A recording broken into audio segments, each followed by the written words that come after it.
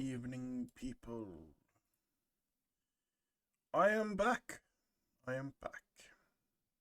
We've been going at this for 11 days now. This is the 11th day we are actually playing this. And, yeah.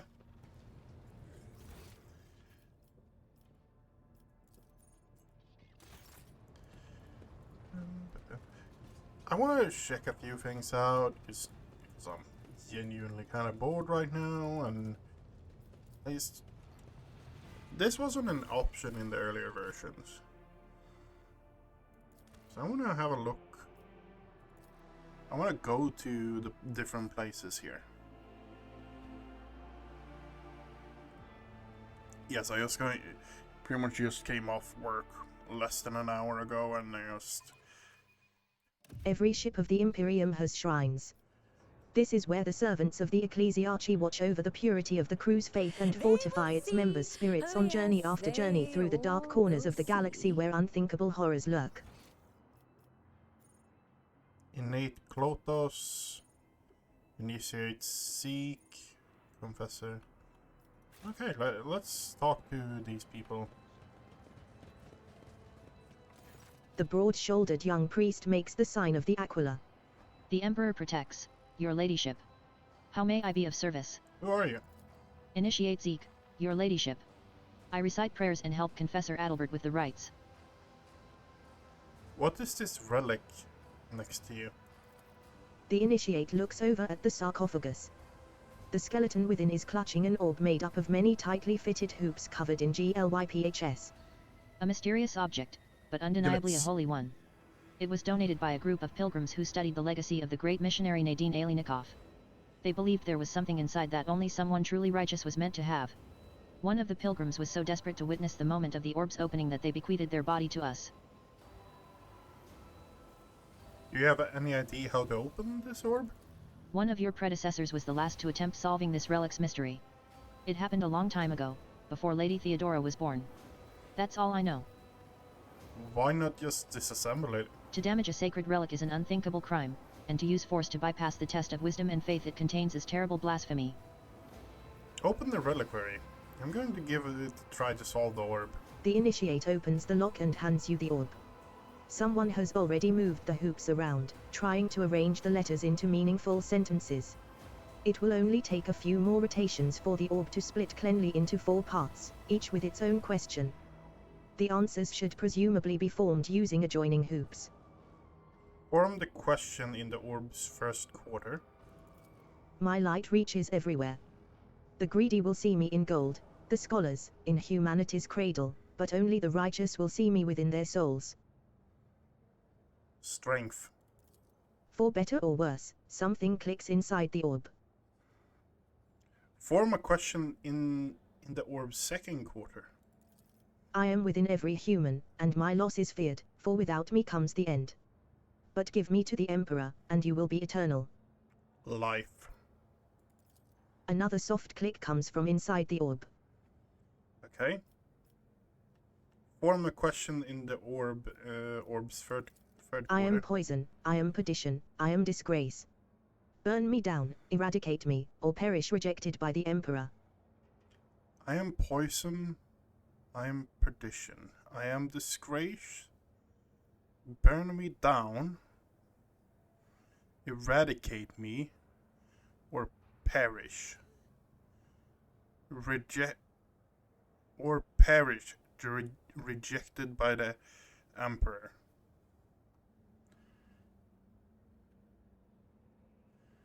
Weakness? With a click, the hoop settles into place. Form a question in the remaining quarter. In your body, mind, and soul, you must possess me. I am no mere absence of stains, I bring you closer to him. I'm no mere absent of stains. In your body, mind, and soul, you must possess me. Purity. The hoops shift and return to their previous arrangement. You will have to start over. Okay. My light reaches everywhere. Strength. For better or worse, something click. I am within every human. And Life. another soft click. I am poison. I am perdition. I am disgrace. With a click, the hoops. In your body, mind, and soul, you must possess me. I am no mere absence of stains, I bring you closer to him. Beauty. The hoops shift and return to their previous arrangement. You will have to start over. Okay, that's actually interesting. My light reaches everywhere. The greedy will see me in gold, the scholars, in humanity's cradle, but only the righteous will see me within their souls. Emperor. For better or worse, something clicks inside the orb. I am within every human, and my loss is feared, for without me comes the end. But give me to the Emperor, and you will be eternal. Faith. Another soft click comes from inside the orb. I am poison, I am perdition, I am disgrace. Heretic. With a click, the hoop settles into place. In your body, mind, and soul, you must possess me. I am no mere absence. Loyalty. The hoops shift and return to their previous arrangement. My light reaches everywhere.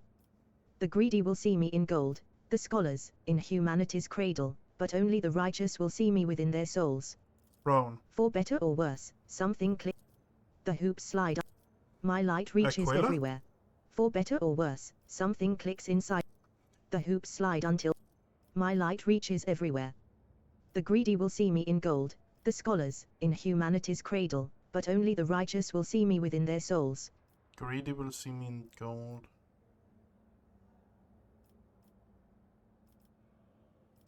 The Emperor. For better or worse, I am within every human, and my loss is feared, for without me comes the end. But give me to the Emperor, and you will be eternal. Faith. Another soft click comes from inside the orb. I am poison, I am perdition, I am disgrace. Heretic. With a click, the hoop settles into place. In your body, mind, and soul, you must possess me. Martyrdom. The hoops shift and return to their previous arrangement. The initiate recites a short prayer as he locks the repository with great reverence. Okay, we're going to leave that for a bit. Ooh, what is this? An ancient-looking chain sword without a fuel engine rests on the weapon rack. The shape of its teeth makes you think of the Alma Universalis, a pattern from the Angevin Crusade era. What lies beyond?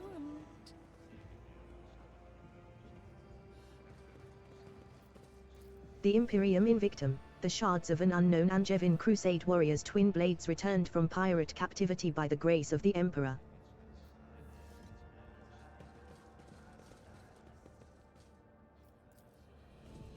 Among the antique weapons, you spot the maul known as the Ferrum Fatum. Legend has it that its head split when it cracked open the skull of the loathsome demon Brinazar the Flayer. For a prayer. The Aquila Anima, a fragment of the Cathedral of Eternal Redemption, brought from the shrine world of Solis 6, now lost. Offer a prayer? Yeah, let's offer a prayer. Set myself on fire! I'm a heretic! I don't know why, but that would have been fucking hilarious. Yes. You're heretical. Burst randomly into flame. The Rex Regalia, the partially restored blade of Zathudas the Earnest, a missionary who decimated the abominable Xenos and fell in a deathly battle against the unrighteous. The machine in the shrine confessional emits a low hum as it processes the congregants' vox recordings. A lanky initiate is leaning over the cogitator, an expression of extreme mental effort on his face, his fish-like round eyes peering into the screen. Grant me understanding, Master, grant me wisdom. He winces as you approach. Your ladyship? How can I be of service? Who are you and what are you doing here? I am Clotus, junior cleric. I sort recordings from the shrine confessional to pass on to higher-ranking clergy. Tell me more about this confessional. Our parishioners come here to repent, to share their innermost thoughts and observations of their neighbors. The sacred machine records all confessions and alters the voices beyond recognition. Is there a way to find out who made which confession? There is not. Clotus shakes his head resolutely. That would undermine the usefulness of it. The first prototype wasn't anonymous, so those confessions might as well have been carbon copies of each other. Everyone was impeccably diligent and pious and whatnot. But as soon as the machine spirit started keeping the name secret, the parishioners opened up.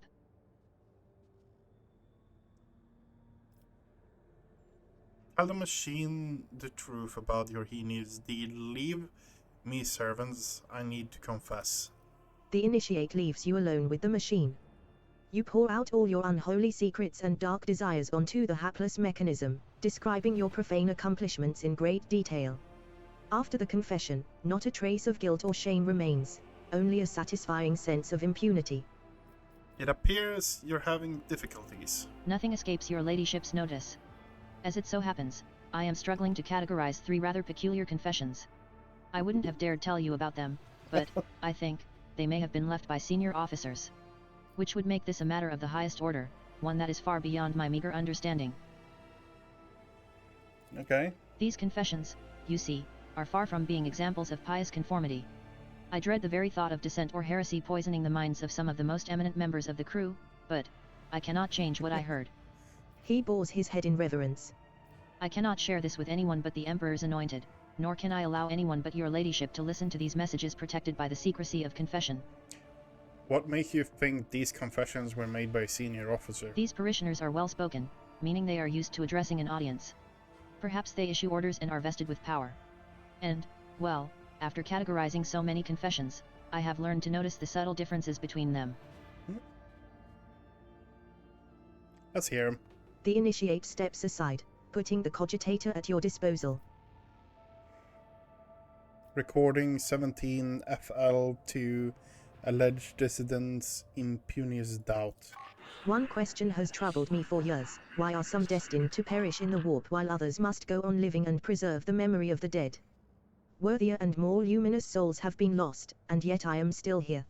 Light static is distorting the recording, but you are confident that the speaker is male. Yeah. Theft of ship property. The orphans on the ship have already been provided with the bare essentials, but every so often I consider increasing their rations and ordering more sets of clothes for them. That will not replace the families they lost, but it will improve their lives somewhat, especially given that the ship has enough resources to cover that comparably trivial expense. Despite the poor sound quality, you determine the voice to be male. Okay. You have heard the bridge officers gossiping that the High Factotum has taken personal charge of the orphans. Okay. And the codus matches. Lop-eared kleppers display a high degree of socialization both among their kind and toward their owners. These animals adjust well to avoid ship's lower gravity, since it is similar to their home world's conditions. Lop-eared klepper meat is edible, should necessity demand it. The voice sounds muffled, as though from behind a thick layer of glass, but is unmistakably a woman's. Step away from the cogitator. The initiate looks at you, intrigued, but does not say a word. Curious to know who left this. I seek them out. I suppose those confessions truly are special if your ladyship is giving them her personal attention. The initiate bows deeply. Never would I have imagined the rogue traitor herself coming to my aid. Regarding your confession sorting problem. Have you come up with something, your ladyship? That's enough for that now. Of course, Lord Captain.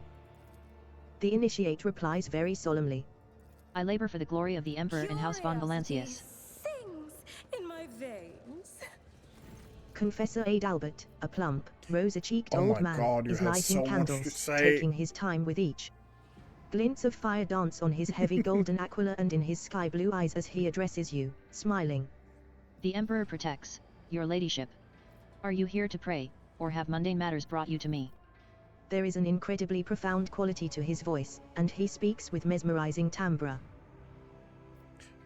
Remind me, what is it you do on my ship? I am the ship's confessor, your ladyship. No vessel that abides by the Imperium's laws can sail the void without a spiritual guide. Even a smaller-sized ship that does not have a member of the ecclesiarchy on board entrusts all matters of faith to a layperson who is a staunch adherent of the creed. A rogue trader's flagship, naturally, is expected to have a confessor who comes from a line of his reverent servants. I am such a one. Okay. I am entrusted with caring for the reliquary chapel and the dynastic crypt. I also conduct liturgies, consecrate the ship's bays, and strengthen the crew's hearts whenever a dark hour is upon us, lest any among them falter in the face of the horrors lurking in the darkness, and fail in their duty. You are positively beaming with joy. A priest like you is a rare sight. Adalbert laughs good-naturedly. A fair observation. Everyone knows that the clergy must maintain a stern appearance to inspire fear and awe in their flock. His mirth fades, giving way to a pensive gravitas. The truth is that my clan and I experienced great hardship. I cannot explain how it is I am standing before you now except by his will. How could one be anything but joyful knowing they were saved by the Emperor? What happened to your clan? I was scarcely more than a child when the malady struck our cabins. First would come the fever, then the unlucky victim would start retching blood. After that, they would melt away like a candle. Only the youngest survived, myself among them. He smiles feebly. But now my family is growing, and I am grateful for each new life that replaces one lost. Still, your gentle manner may adversely affect your flock's fame. Yeah, no, I'm Of not. course, I'm not your going ladyship. to put him. Did Lady Theodora come here often? Your predecessor always had due concern for the reliquary's maintenance and its needs, and under her rule, faith occupied its proper place on this ship. Adalbert gives you a diplomatic smile. Okay. Tell me, Albert, do you visit the shrine confessional to repent as the other officers do? Why, I always find time for penance on my morning and evening shifts, your ladyship. The orphans on the ship has already been provided with bare essentials. The bare essentials, have they not? Do you mean spiritual nourishment? It is ever in short supply. Those children who are literate could use new prayer books and hagiographies, for their own perusal and to read to the others. Why are you destined to perish in the warp while others go on living? An irrelevant question. His face takes on an expression of fathomless wisdom and calm. Our fates are in the Emperor's hands, and he does as his plans require. I see, it wasn't you. For a moment I thought you had come to confess, but now I see you have taken on the role of cleric yourself. May the Emperor guide you on your quest for answers. People confess to you, do they not? I'm interested to know the thoughts of some of my subjects. Ours is a throne-fearing flock that regularly leaves vox recordings in the shrine confessional housed in the eastern part of the reliquary. This allows us to maintain constant watch for any heretical tendencies. We can observe the earnesty with which our parishioners render their duties, as well as any dangerous dissent brewing in their minds. Initiate Clotus is responsible for sorting the confessions. He would be honored to offer you access to the confessional cogitator. Yep, I will take my leave. May the Emperor's blessing be with your ladyship. Okay, so we have now There will be checked no this place peace out. in my wake. Wait, what is this? A power maul rests inside the glass. The inscription on the reliquary reads, I am wrath. I am the cleansing. Whosoever wields me walks in the footsteps of Furia. The Emperor sets my path. Look no further. The stars are my canvas, and anarchy is my brush. A power maul rests inside the glass. They will see. The inscription on the reliquary Oh, yes, reads, they I am all wrath. will see. I am the cleansing. Whosoever wields me walks in the footsteps of Furia.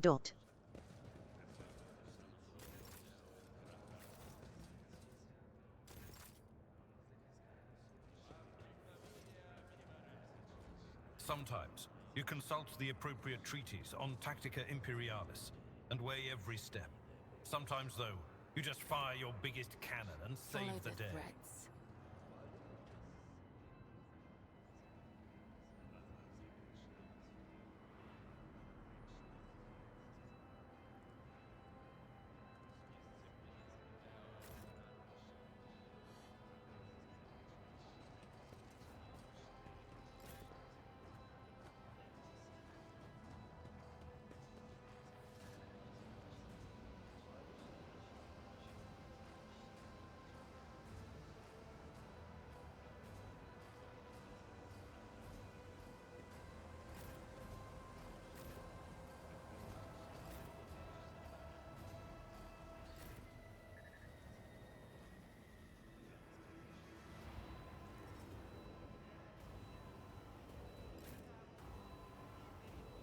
That's an F. That's an A, that's a J. Okay, we're just going to put everyone on there. If such is the Emperor's will. You This there. galaxy is my playground. In this tapestry of a world, A power I maul am rests the inside the rogue glass. thread. The inscription on the reliquary reads, I am Wrath. I am the cleansing. Whosoever wields me walks in the footsteps of Furia.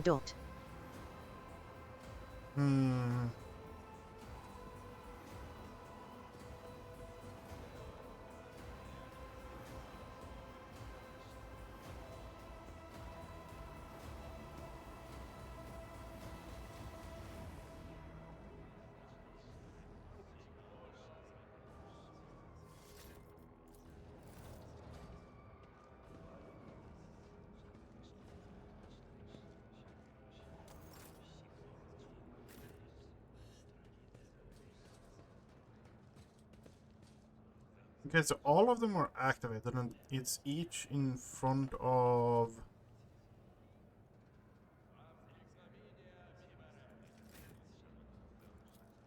The Aquila Anima, a fragment of the Cathedral of Eternal Redemption, brought from the Shrine World of Solace 6, now lost.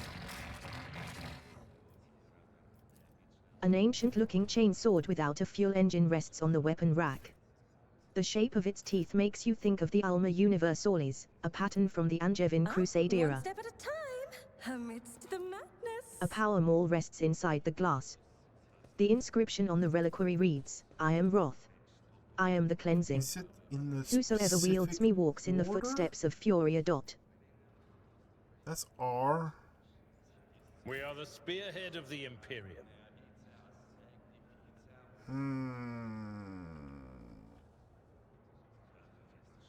I don't know.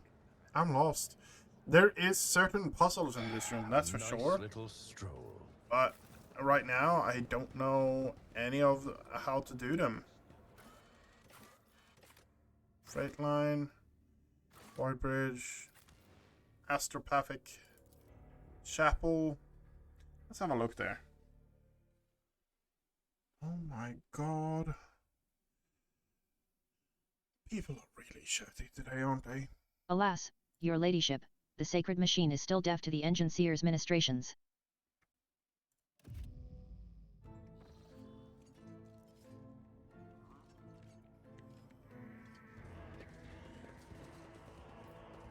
The throne is furnished with a conductive charge supply and can be turned into an instrument of execution at any moment.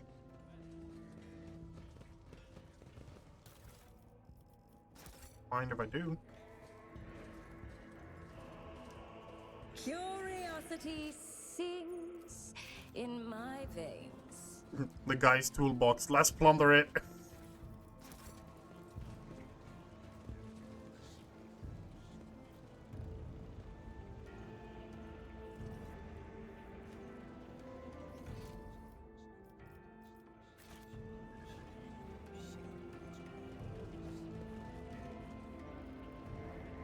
Protect us from the machine spirit's unrest, for without his gifts our sacrifices are fruitless.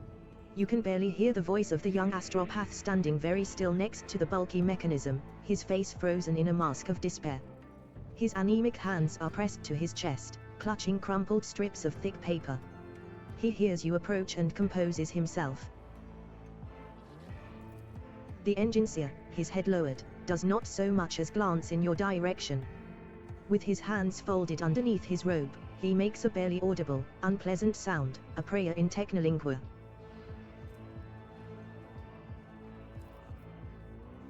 What is going on here? The sacred compiler is ailing, your ladyship. A gloom has come over the machine spirits, and they are disrupting the mechanism's operation. The 12th row of the drum is now adding incorrect symbols. The man shows you a stack of papers, and you notice at once that the rows of squiggles in each line all end with the same GLYPH. We summoned the servants of the Omnissiah, but the machine spirits are none too eager to heed their prayers. The esteemed engine seer is in a state of tech prayer trance and hasn't moved from the spot for a day now. He shrinks his head into his shoulders timidly. I had the audacity to think the sacred compiler could be better helped by examining its parts, but who am I to question the secret knowledge of the Adeptus Mechanicus? Unit Sigma AR-87 is currently in a tech trance of shared comprehension with the spirit of the Archaeotech device catalogued under the name of Stream Spindle. Disturbing the unit is not recommended. Pasquale falls silent for a few seconds. However, a preliminary diagnostic. The young man exclaims in astonishment. Imagine a single extra character creeping its way into the coordinates for a warp jump, and sending the flagship to the center of a star. Imagine the word disloyal becoming is loyal, resulting in thousands of your faithful servants falling victim to treachery. Okay. Nothing is a trifle to an astropath. Pascal falls in silent. A preliminary diagnosis revealed there are several algorithm faults or conflict with sacred mechanical process. A practical intervention into a certain cycle will likely aid the release of the accumulated burden. Why such a trifle of an error? Okay. How did you get everyone working fast and all of you will... Let's see if there's any way I can help. Patience? My nerves are frayed.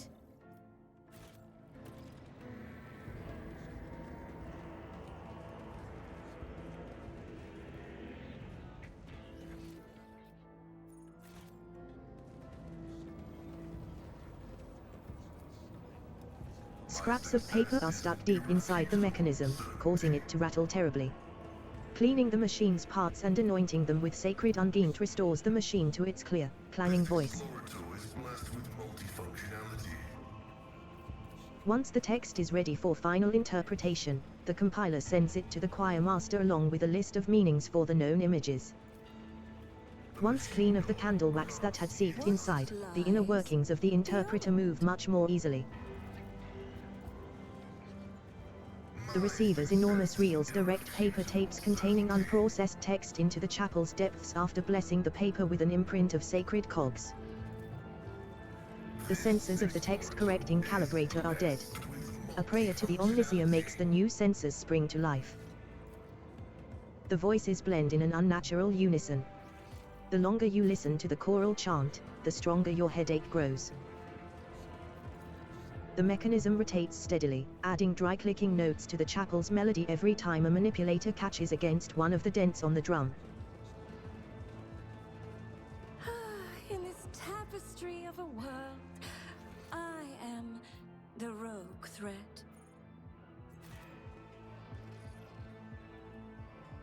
Speaking cannot save the 13 storm lapse. Far beloved son will open his yawning maw.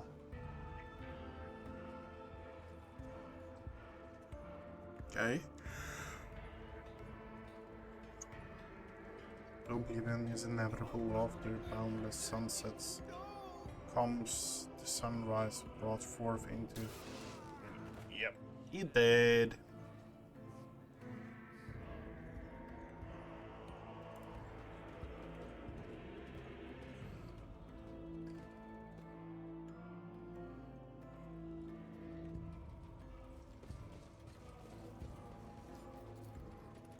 The miniature screens are displaying red error messages. You command the machine to run a diagnostic, and the messages disappear.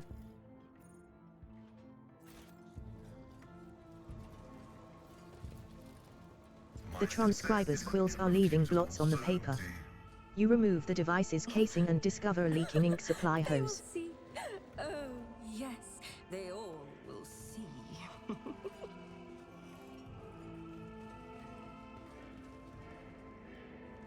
Let's go back and talk to the astropath, yeah. Your ladyship. The astropath smiles at you.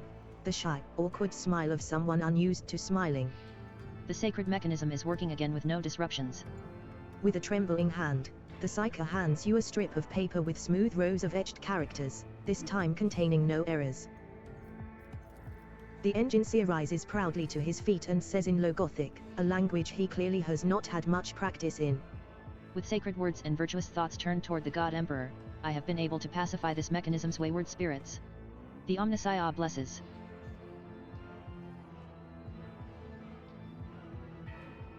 I should rather say it's my effort that helped make the machine operational. The engineer eyes you respectfully but with very sincere and poorly concealed confusion.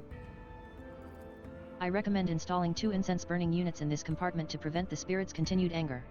The unit Zachary Wise will be provided with a list of minor recommendations, 142 in total, for improvements to this compartment's maintenance. Failure to implement will result in sanctions on the part of the Adeptus Mechanicus priesthood.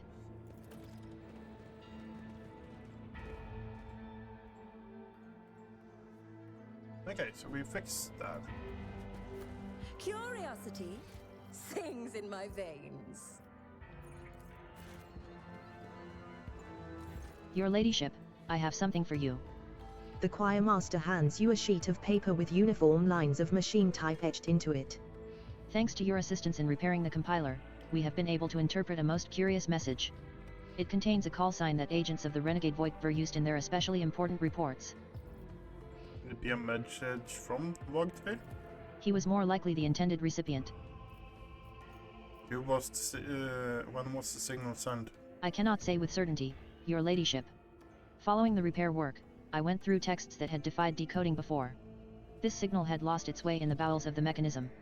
It could be a week old, or years. What does the message say? Only a few words. Lilomd. Odinithus 11. The wines have ceased.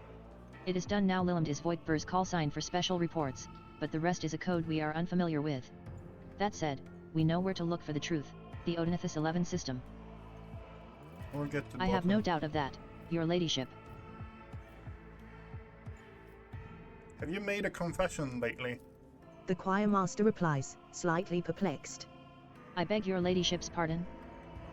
The orphans on the ship already been provided with bare essentials, have they not? I suppose you have a better idea of that than I do. It is something I have never thought about before and on which I hardly have an opinion worth sharing, Lord Captain. Why are you destined to perish in the war while others go on living? How odd. He grimaces, as though with pain. Odd that you should have listened to my confession, and odd that you should choose to approach me afterward. Why? I was worried the maker of this confession might be dangerous. Explain yourself. One can never be too prudent, I of all people should know that.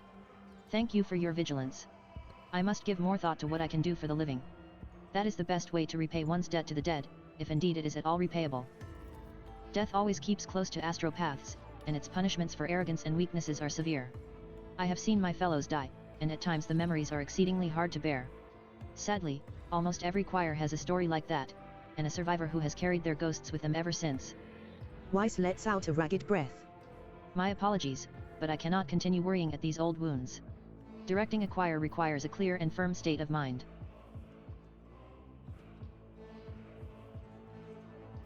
I have witnessed the death of one of your astropaths. What happened? The choir master sighs and makes the sign of the Aquila. May the God Emperor rest his soul and protect him from the ruinous power's tenacious claws. That was the 5th one this month. Our younger voices cannot handle the warp storms raging in the expanse, and end up losing their minds. He adds, barely audibly. If they are lucky.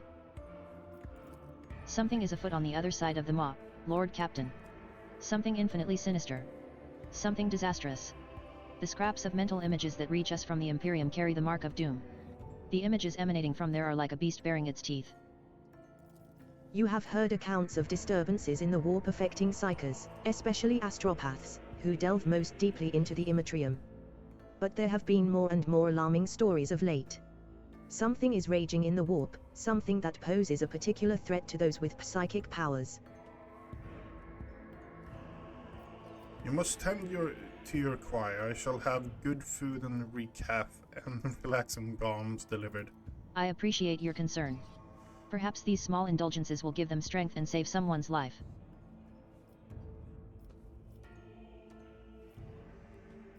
We will speak later, choir master. I have business to attend to. Goodbye, your ladyship. The choir master follows you with his otherworldly glowing gaze as you leave, then turns back to the cogitator.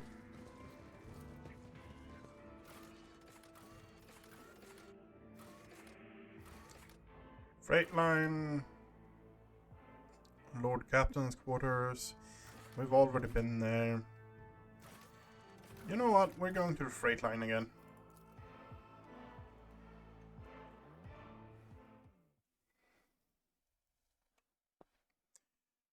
Bum, ba, bum, ba, bum.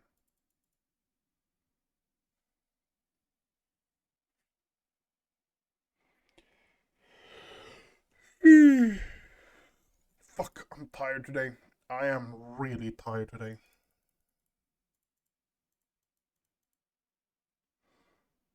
I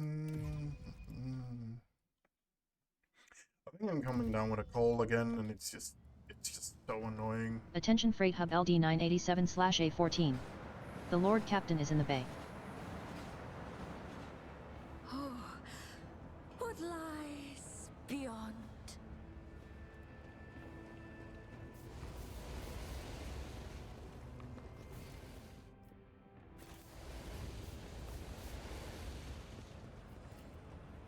Mercy, please, save me. The young man gasps for air through burnt lips, slipping in and out of delirium. His skin is dripping from his gaunt body like melted wax from a candle. His eyes, somehow intact, alive, clear, and filled with pain, stare at you from under his caked eyelids. Who are you and what happened to you? I'm Vale, a cleaner. I was in my house, asleep. Enforcers came. Set fire to it. I didn't make it out in time. Do you know anything about the mark next to you? He tries to turn his head, his blackened skin crunching as it opens into scarlet cracks. A spinner came. He painted the symbol. Then he gave me water, and whispered a strange verse. He told me to memorize it and to recite it later, so that help would come. And here you are. Then I should. He begins to whisper, his lips twisted in pain. To soot-smirched soul, her mercy she did grant. Last breath expressed, knife met heart. Removed from chest, passed on to death. Her duty blessed, a balm for those who suffer anguish and distress. A longing brought to rest. Of mortal bonds the soul divest. The death cultists want us to end the poor man? Those sick lunatics. Anyone can be saved as long as they still want to live. Jay's fingers move toward her neck, augment instinctively. At the very least, they deserve an attempt to save them before you discard their life. Assess the man's chance of survival. He might survive, but he will be maimed for life. Too much of his muscle has been charred down to the bone. Even if he does retain some ability to move, pain will be his constant companion. His motor skills have been damaged beyond repair. A broken man or a corpse, time will soon tell. There are times when death is more merciful than a life of perpetual agony. The chances of this unit surviving are slim. Functional usefulness in the event of stabilization of vital processes is minimal. Disposal is recommended. You soulless ashmag. Jay mutters under her breath.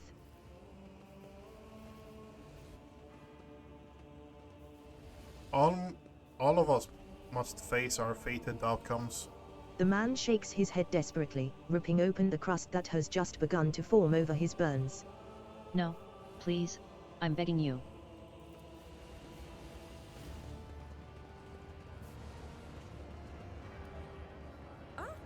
One step at a time, amidst the madness.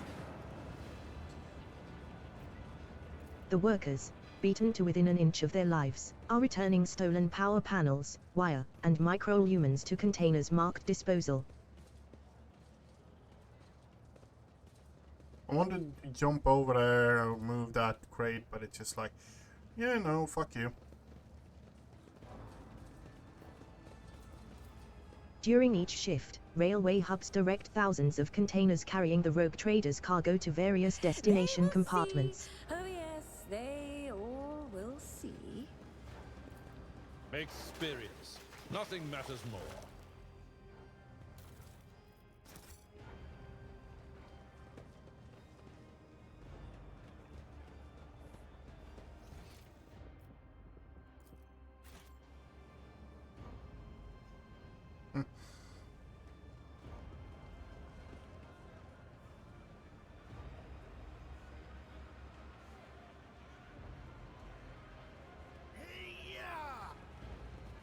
Curiosity in my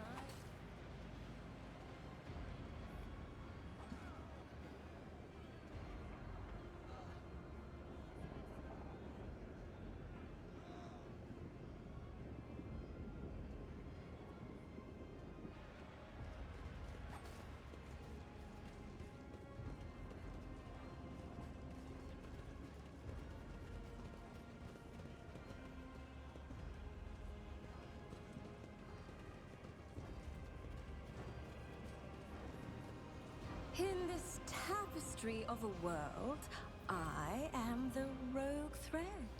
These crates are typically used to transport weapons. The worn-away markings make it impossible to determine where the shipment came from, and the scuffed surface indicates that the crates have been moved frequently.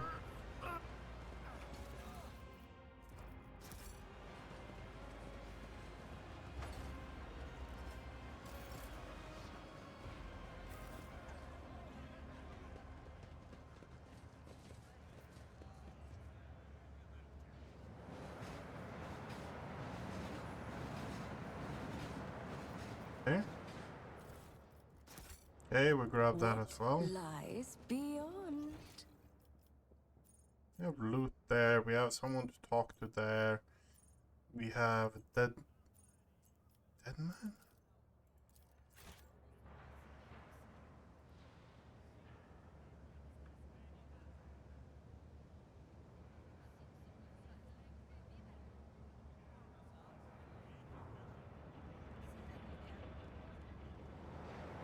Okay, we have that there. That there. That shows...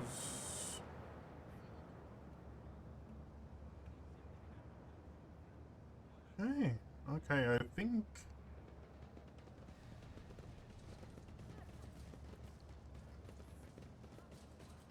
A group of beggars are rattling their alms mugs and ostentatiously displaying their hunger-sunken bellies and various disfigurements. A toothless man falls to his knees before you. Your ladyship. Spare a throne for Thashi who can't even get the worst job. Ignore the beggars. The beggars circle around you insistently, casting plaintive glances in. A sinewy middle-aged man watches the bustle of the bay with a detached expression. Every so often, whenever his eyes linger on the blood mark inscribed nearby, his face changes strangely and his hands clench into fists. Just as you begin to hear the rumble of an approaching train, the man's gaze turns toward the tracks. He leans forward. What do you think you're doing? What? I didn't. The man starts and almost falls, but manages to keep his balance. In the dim lumen light, you notice old scars scattered all across his body. The scars seem vaguely familiar. Pasquale's Vox synthesizer springs to life with an indignant binary trill. I am registering this unit's intention to use the train tracks for purposes other than those intended by their design. I categorically demand that the unit's self-disposal be carried out using methods that do not violate the Catechism of Maintenance in Operation. Your eyes always return to the blood symbol. What do you know about it? It's a symbol of the blood-spun web. I come here every watch, but it hasn't been here before now. I guess today must be a special day. He smiles strangely. The man's faded eyes go wide as he notices Kibella. His voice quivers. Have you come to take me to the other side? Kibella briefly studies the man's face, then turns away. I do not know you. Death's gaze is not upon you. The man lets out a dull groan and turns to look at the symbol again. But then why? Why is it here? Look at the man's scars. The scars all vary in length, width, depth, and shape. However, you notice a pattern in the way the scars are aligned, as well as a series of faded symbols on the man's rough skin. Death cultists bear similar marks on their bodies. But spinners are constantly renewing their wounds, while this man's look long since healed. Do you know the symbol of the bloodspun web? You bear similar scars. You bear similar scars. Are you a spinner? I was. But I failed to complete my final assignment, so I was exiled from the cult. The Vizier told me to kill the one who would be at a certain junction of the utility tunnels at a certain hour. I went to the appointed spot. Then I waited. An hour. 2. 5. The junction was still empty. Nobody came. After hours of waiting, I finally realized, the person at the junction had been me the whole time. It was my turn to go to the Undying One. But I was afraid. I couldn't do my duty. I ran. So the spinners simply let you go. They made no attempt at finding you and killing you? There was no pursuit. I thought I'd see their black blades the very next day. Instead, years passed without them taking my heart. I tried starting a new life, but the terror never stopped eating away at me. When I got truly desperate, I went to the Temple of Death myself. But no one there would speak to me. When I gave them my name, they just whispered, "Spread has gone to the Undying One." They looked through me like I wasn't even there. I've lived like this for 20 years. Like a coward. Like a dead man. You were ordered to die. For what reason? The man looks at you. But some would choose to leave the righteous path. These earned penance in due time. Her whip sings vengeance on renegade menace. Her blades pass sentence. For cowards seek to hide their hearts. But death makes no pretendance. It takes what it is due in essence. He stops, then adds hoarsely. The third verse of the Song of Trailing Blood. The Vizier recited it to me before sending me on my final assignment. I didn't realize at the time that it was my judgment. There were plenty of reasons. I sowed death. I offered him the souls of the most pleasing men and women I could find because it kindled my passions. I killed well-off crewmen who didn't deserve their wealth, and I took their thrones. I killed enforcers who looked into my eyes without fear, because I wanted to be feared. I reveled in bloodshed. I betrayed the tenets. I realized it, but I couldn't help it, because I enjoyed it. Vicious Ashmag. You used people's faith in the Exalted One to justify abusing the power that was given to you. You have killed any more innocent souls since you ran? No, I've been afraid to touch my own knife since that day. Thought it might just stab me on its own, but the temptation is always there.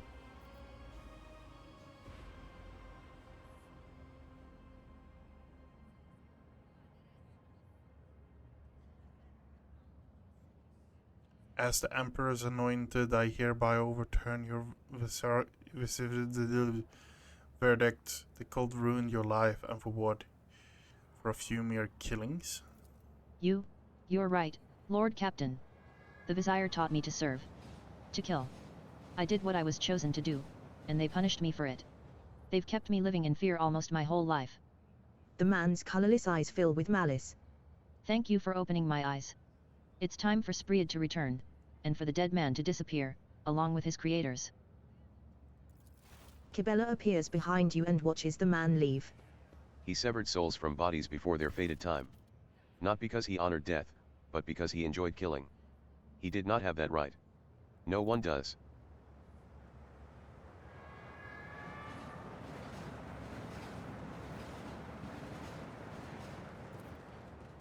The hapless vendor has rusty junk on his counter and no customers at all. He peers hopefully into the faces of passers-by. In my wake.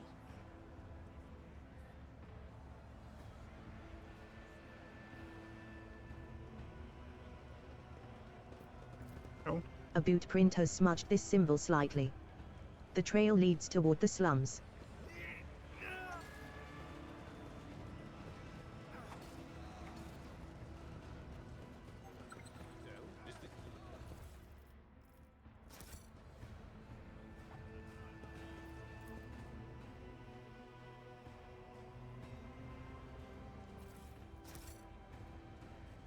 Oh, how intriguing.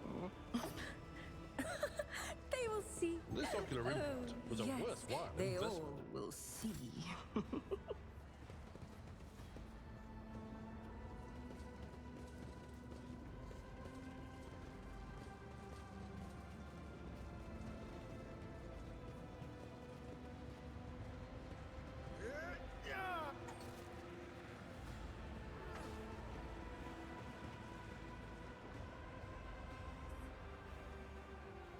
Here we have another marker.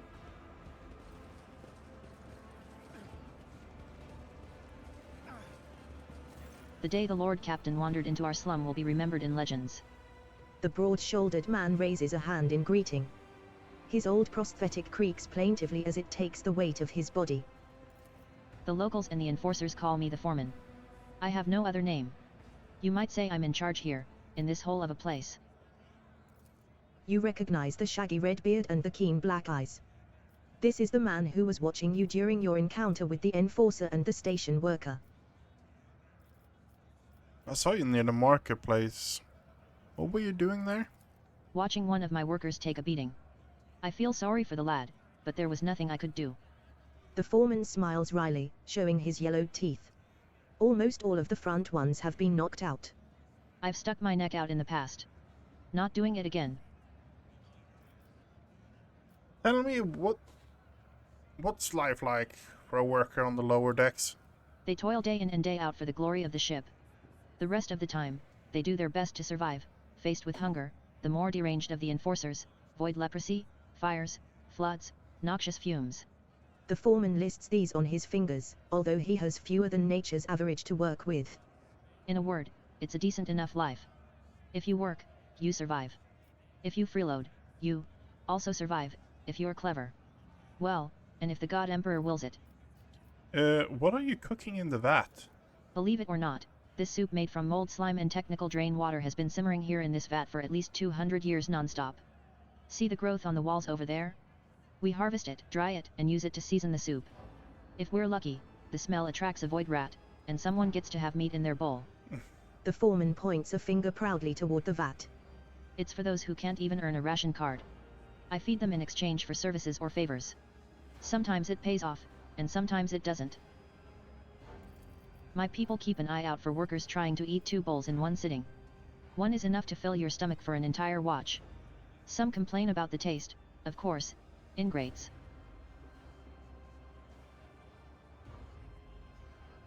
Give me some of that soup. Let the servant see that any food is a great blessing. I don't think that's a good idea. Mold slime is something of an acquired taste. Takes 2 years, maybe 3 for your stomach to get used to it. Lord Captain, you must be joking, surely? Pour me a bowl. I know what I'm doing. As you wish. The foreman hands you a bowl of hot, viscous sludge. The smell could be worse. Probably.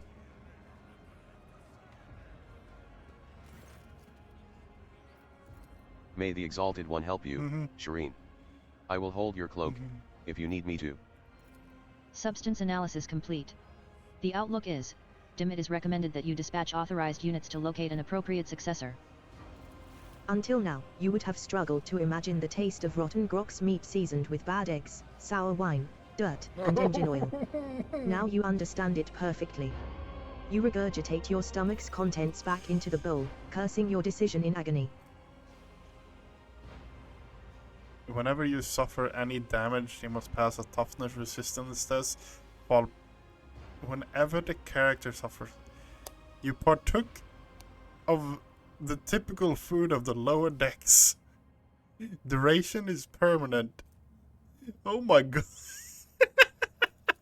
There, now, Shireen, don't rush it. Let your body work. An outcome most unanticipated, was it not? A bellard thumps your back caringly as you fight off another wave of nausea. The foreman raises his voice to the crowd. What are you lot looking at? Off you go before I close up the vat for a week. The grins on the worn-out faces turn to sour grimaces as the crowd disperses and the queue reforms. That's fucking hilarious. That is absolutely fucking hilarious.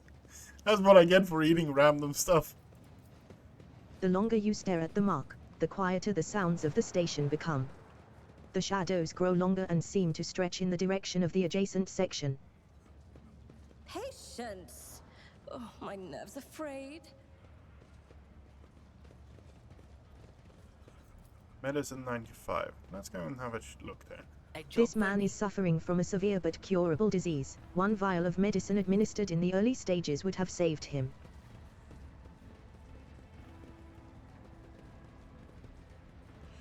You're just wandering around in the dark, looking for the light, but it's nowhere to be found. Do you really not see it? Why are you wearing chains and a mask? You haven't escaped the enforcers, have you? Ah, these gifts, they are. The chains clink to announce Zeda's approach. For others to hear. She slides her disease-darkened palm down the rough, rusted metal of her mask. They hide, fearful of becoming like Zedna. Afraid of losing face. Ha. There's a blood symbol next to you. I've seen such mark before. It's part of another part of the Song of the Blood Trail. Stenna bursts into hysterical laughter. Oh yes. Oh yes, the song. Here, listen, listen. The woman starts chanting hurriedly. She wandered an eternity in dark, yet was consoled. Web foretold. Undying one's blood secrets glowed. A light to guide her faithful fold. But threads must end. And so the spider did that which was owed. Her life and death to ship bestowed. She laughs again. And you'll see if you learn to see. Look into the darkness, look. Cannot fathom what I'm meant to see here. You peer into the darkness, and are gradually able to make out the outlines of objects hidden in the shadows. Rotting corpses. Rough walls. The twitching death throes of infected people left here to die. You see no light in this place, only more darkness and despair. Yeah. You don't see, do you? You don't see. Zdena shakes her head frantically and starts tearing off her rags. Strips of her decaying flesh peel off along with them. You will not see until you become like Zedna. The flesh and blood of this ship. How do I become the flagship's blood? Oh, Zedna will show you. And you'll see the true light. Come now.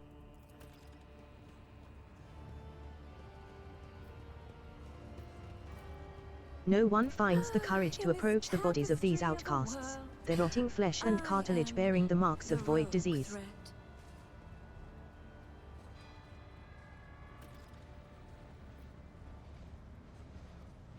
Okay, yep, that's...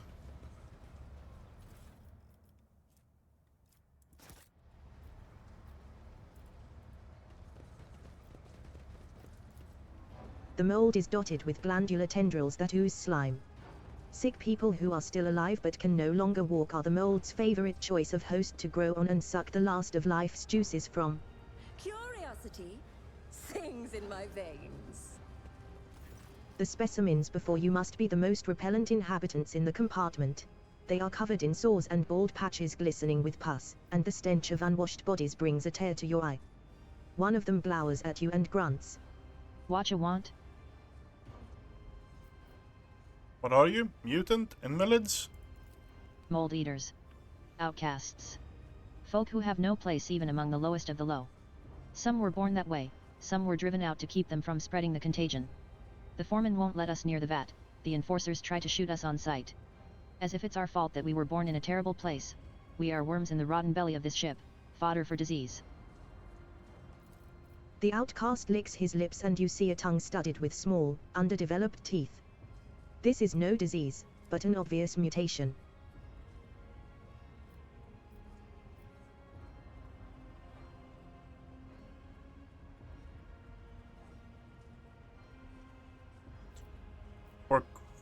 For what crime did you kill this man?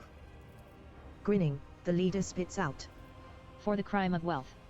That dead bastard had rations and fuel cells. We'll trade them for porridge. You're sentenced to death for committing murder on my ship. The mutant bears the black stumps that are his teeth. We'll gut you and trade what you have on you for a pile of scran. Hey, outcasts, come on up if you want to share in the spoils. Oh, glorious spectacle of your demise! All of you will bleed!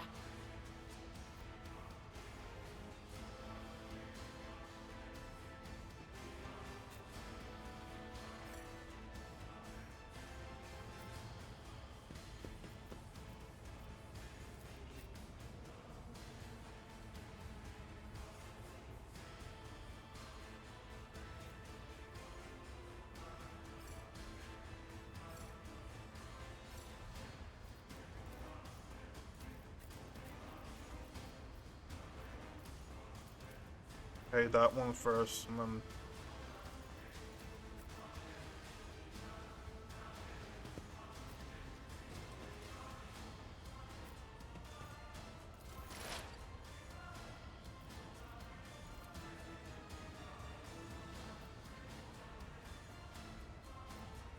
Take those out, I think? Ice crystals appear in the air.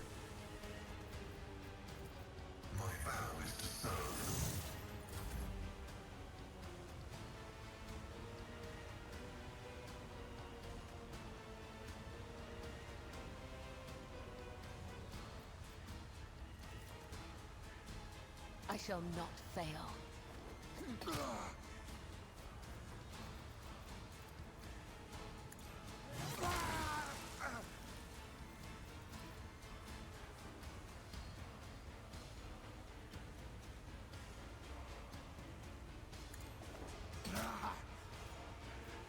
As the tenets demand. An otherworldly screech pierces your ears.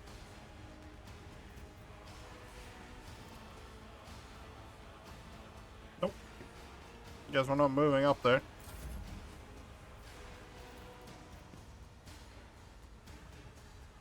As the Emperor commands, strike is a prayer. Doubt is for the weak. Faith without deed, none can escape the Emperor's judgment. As the Emperor commands, I act.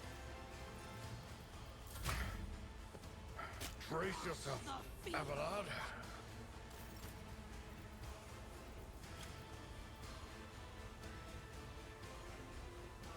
Tried and tested tactics are the best ones. I will do my duty.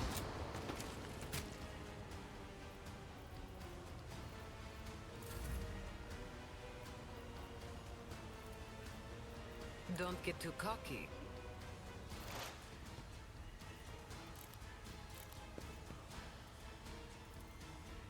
Schemes within schemes. What was that? I don't know.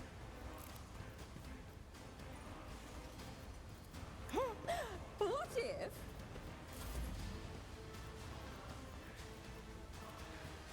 Am I getting paid for this? Oh, you dodged it. How nice of you. You've got a problem, I've got a price. I really do. Serve the ruinous powers! Death to non-believers!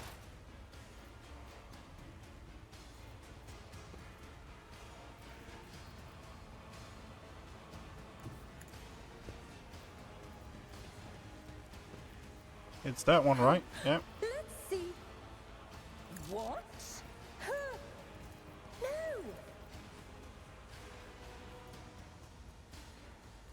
Oh, okay, another one. Behold my artistry!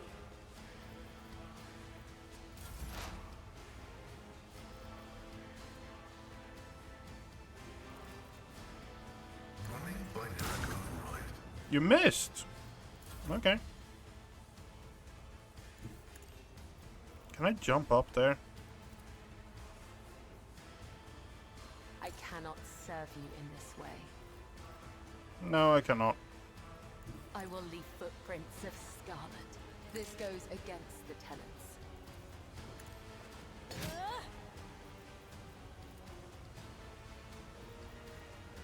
The shadows will death is a blessing. Okay, nice. Trust me.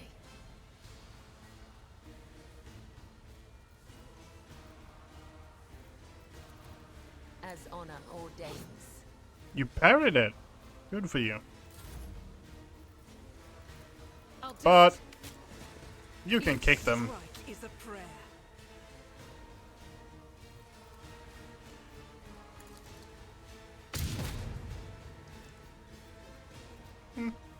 Doubt is for the weak.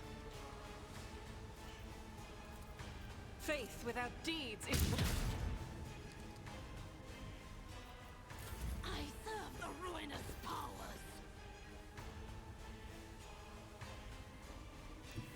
I've seen worse battles than this in my time.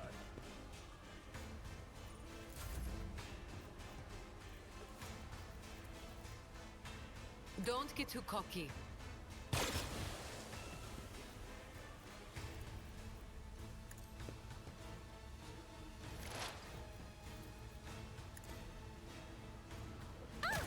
Another one is shattered.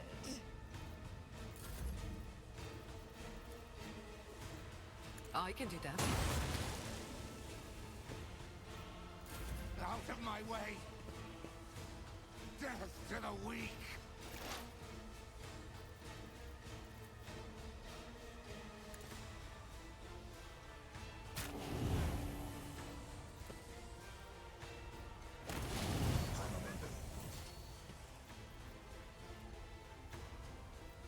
Is that just...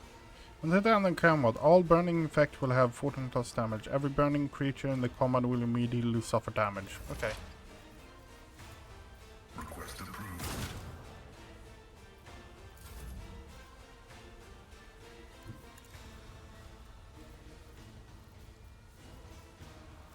I shall not. Killing brings me no pleasure. Okay. At the end of the warrior's turn, they gain a temporary wound equal to collision damage inflicted. Collision damage. Collision damage. That's weird.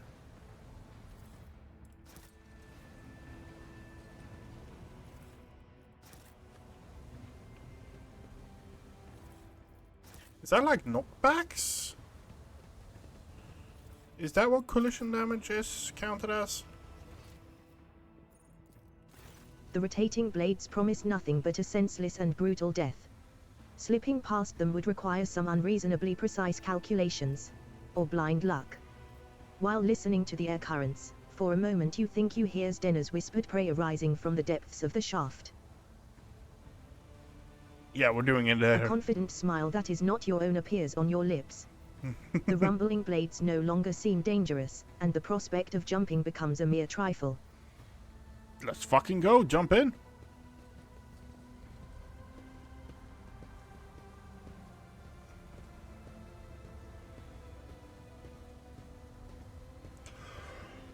Oh, come on. Please.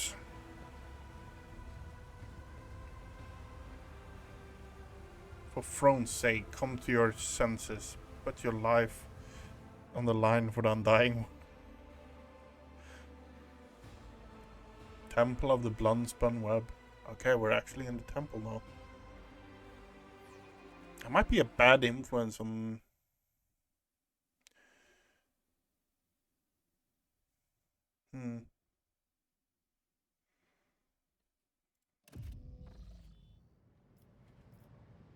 What lies beyond? Okay, I'm actually solo now.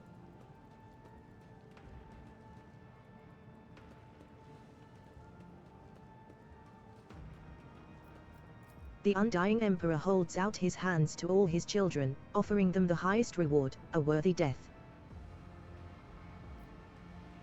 A mere setback! Fuck's sake.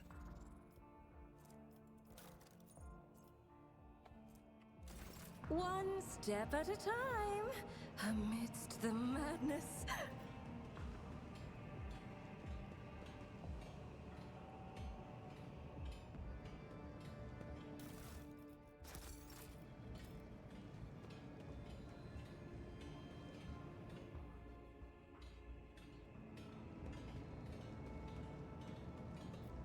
Tangles of improvised bridges constructed from beams and flooring stretch ever higher, not unlike a web. The temple is growing, as if it were a living organism. Patience. My nerves are frayed.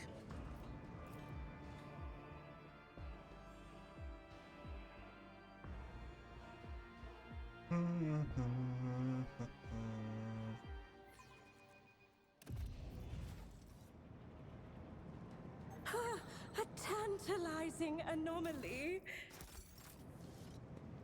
I think the closest thing to describe me is kleptomaniac. Cold stone sarcophagi serve as the death cultists' beds. The bones of their deceased comrades are their bedding.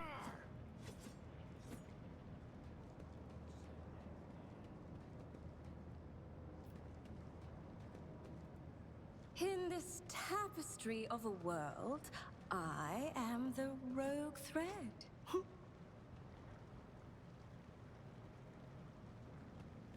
A frail old man, grey beard tinged with blood, folds his wrinkled hands in a ritual gesture. His body is covered in scars, some old, some fresh. His eyes are sewn tightly shut. His mouth is cleft at both corners, making his jaw seem eerily snake-like. And the Lady of the Ark walked the paths of unlife, in the footsteps of the web's very first spinner. And the servants of death bow before her, for the Daemon is the giver of life. The old man goes still, his head turned to the side. He nods toward the temple's muffled silence.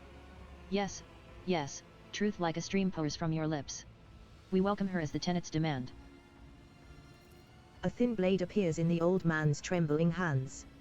Although his arms are stiff and look like they can barely bend, in the next instant the dynasty's symbol is etched on his forehead, dripping blood. With a brief motion, he flicks the blood off his blade, and several drops land on your face. The blood-spun web welcomes its new lady. I am the Vizier. For many years we have waited, and now you are here. We have waited, whispers echo his words from the shadows. Why is it you invited me here? Death whispered your name and commanded us to honor you with a sacred ritual. But only inside the temple can the spinners perform it. The Vizier is suddenly distracted by someone invisible, and nods toward empty space. Yes. We are glad she has reached this place. We are glad to serve. What do you mean have waited for many years? It was not long ago. They acquainted you with the cult. As I delve into my divinations from the flesh and blood of the departed ones, I turn to a relic most ancient and priceless. It is his tarot, inherited by the cult from the matriarch spider who spun the first thread. One of the readings I did back when I still had the strength to leave the temple and Asher's souls on their final journey. That was when, in the intricate tangle of destiny, I glimpsed our meeting. But when we would meet, alas, was not revealed to me. So we waited, year after year. And now the hour has come. You sense a strange disturbance around the Vizier. It is similar to the one that appears around Kibella, but stronger. He is not a psyker, or else, he is such a powerful one that he can conceal his gift. However, his psychic potential is definitely higher than that of an average mortal. There are people like that in the Imperium, undiscovered by inquisitorial hunters. They live out their lives as individuals with a reputation for having strange things happen to them on occasion. Perhaps this decrepit old man is indeed capable of gleaning something more from the Emperor's tarot than just painted pictures. Vizier, is that some sort of title? It is the name we give to the first spinner. The one who has learned the wisdom of the tenets of the web in order to lead others. I may have a duty to instruct and spin bloody threads, but in all other ways I am as much his servant and yours as anyone else in this temple. So you just walk my companions in here the normal way, while I was forced to take the jump? The spinners guided them along a different trail. You had to take the step, for only you were meant to become the flagship's blood, Daemon.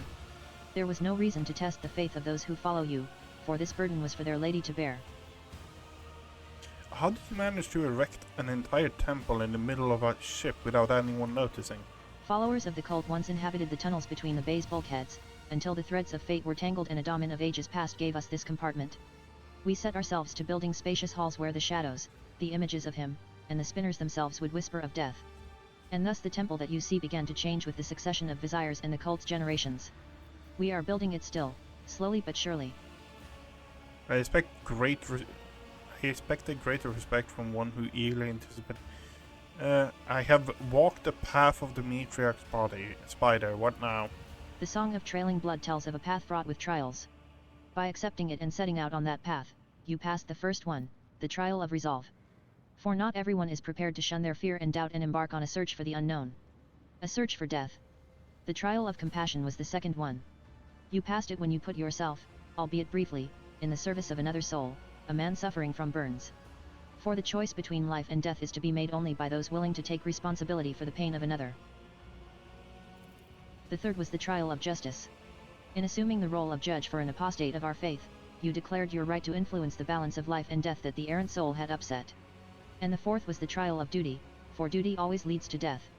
We are prepared to render our duty to the undying one, fearless and accepting of our purpose, which is to serve him. You, too, have proven yourself prepared, and the 4 trials have brought you here. Were the trials truly necessary? Not a conversation had Sufficient. The Vizier bores his head guiltily. Such are the tenets of the web. They are all we have ever known and the only life we have learned to live. The path you walked was a gift from the Undying One. And so we decided that was how we were to honor you. The Vizier's sewn-shut eyes seem to peer into your face, studying it. Then he turns away and speaks into empty space again. Peace, my brother. The time has almost come.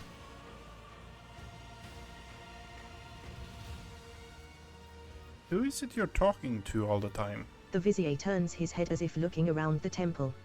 I see echoes of those who came before us and those who were with us, but have since crossed over to the other side. My brothers and sisters raised by the cult. I hear them from beyond their deaths. They share their wisdom. I heed them. The other spinners, they hear not, for that burden is mine to bear. I see, your eyes are sewn shut. You are blind, or is another one of the cultist rituals? I was sighted for much of my life, until a disciple of mine violated the tenets and I realized just how blind I had been. A lesson, but a bitter one. To look with one's eyes alone is to be easily fooled, but the heart cannot be lied to. Such is the truth, and such was my choice. I sealed my eyelids with a gaze of true sight. Now I see more, and better. Is this entire conversation work? Oh. This entire conversation was another test, I imagine. A smile graces the Vizier's bluish lips. The tenets command us to be prepared for all trials, corporeal and spiritual alike. Are you prepared, Domin Octavia the Fire Axe? His mouth closes, but you can still hear his whisper. A prickling sensation in your face is making you increasingly anxious. You raise a hand to your cheek, only to realize you can't feel it. You look at your palm and see a few smudged drops of blood from the Vizier's blade. A strange, serene calm envelops your body. Your fatigue subsides and you seem to float in the air, seeing things you had not noticed before, the shadows in the corners taking on shape and color. The subdued lumen light playing on the cultists' bone masks. Are they really masks?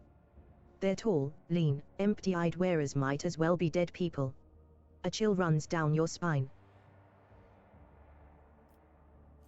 What is the meaning of this? Your heart is beating slowly, your breathing has become deeper, and your thoughts are muddled. You seem to be under the influence of a potent stimulant. Look around the temple. One moment, the walls of Death's Sanctum grow infinitely wide. The next, they are so narrow as to make it hard to breathe. The floor dances under your feet, and the Undying Emperor's statue seems to shake its head threateningly as it looks down upon you. You poisoned me somehow, did you not? The Vizier nods meekly. My blood is infused with a concoction taken by those who follow the thread. It is sacred and harmless to us, but you it befogs and afflicts. And yet, Domin Octavia the Fire Axe, you have grasped that the mind may fail the body and the senses. This was the trial of spiritual acumen. You have passed it. And what happens now? That is for you to tell me. You look at the Vizier, and his trembling frame seems small and insignificant. A single step is all it would take to crush him.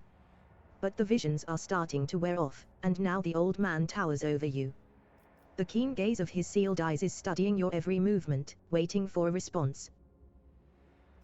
Now are you going to initiate me as a servant of the deaf? The Vizier ponders your words for a long time, whispers something to the empty space behind his shoulder, then shakes his twitching head. Our thread is repellent to you, Domin Octavia the Fire Axe. You proved it by walking the matriarch's path in your own way. It is your right and we respect your choice. However, only one who accepts the essence of death may become its servant. You accept your own essence, and we dare not burden you with our dogma. For years, we have maintained fealty to the Domini. We have collected sacred symbols and relics. You are the first in 3 generations of lords and ladies to descend into this sanctum. We are grateful. We are uplifted in spirit. Hear our exaltation and accept this gift of a vestment sewn from the bones of his faithful with the threads of death. Nice. That which was foretold has come to pass. The ritual of descent is complete. Now be this temple's guest of honor and rest a while. Curiosity I sings am your in my shadow. veins.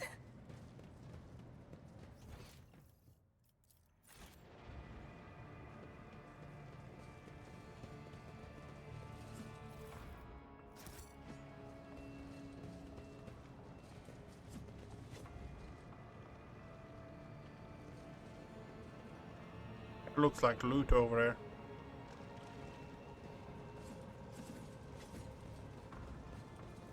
Underneath the ancient relic is a stone plaque with an inscription carved in elegant cursive. If you value life above duty, you are not worthy of life. Vizier Geophranus.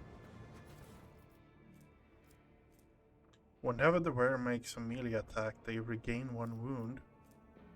Oh, 5 generations of spinners have guarded this relic so that it may serve the worthiest of the Domini. Its time has come.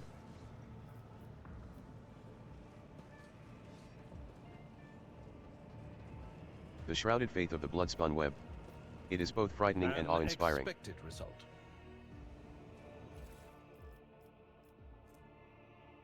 Blood Pact. The knife grants the wielder called Crimson Rage. Crimson Rage. The wielder can suffer damage equal to 25% of the maximum wounds and regain an action point. Okay, that's really One step interesting. at a time, amidst the madness.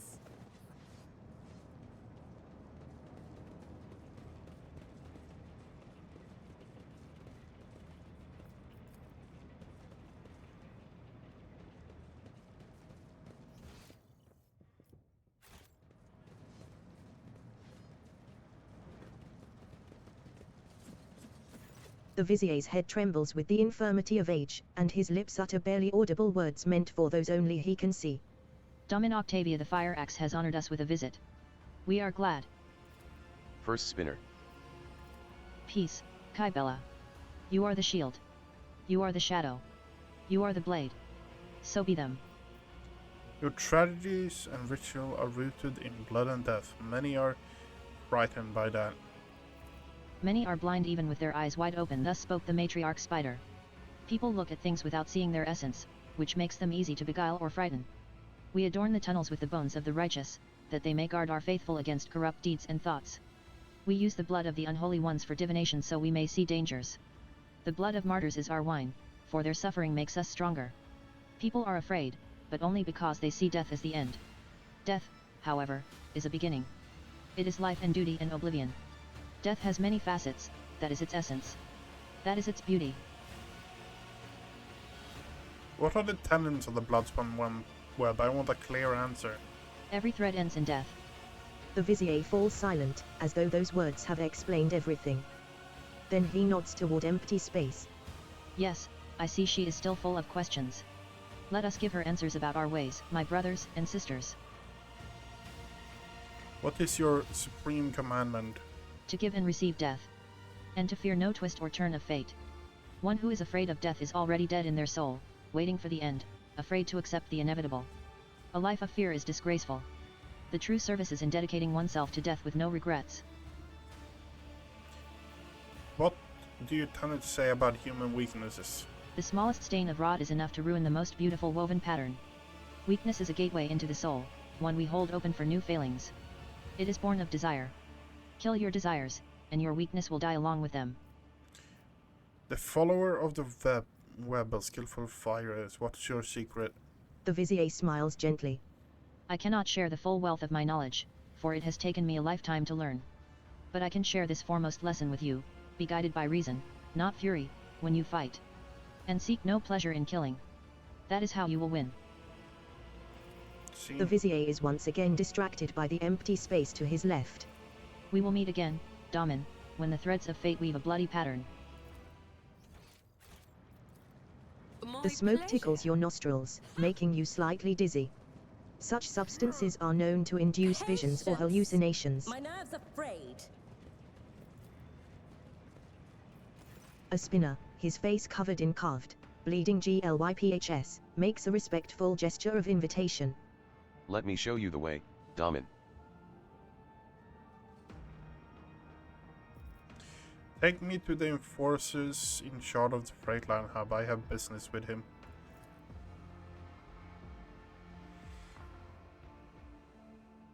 I wonder if you can go the path again and maybe get that chest. The chest maybe has nothing of value, but I still want to do it.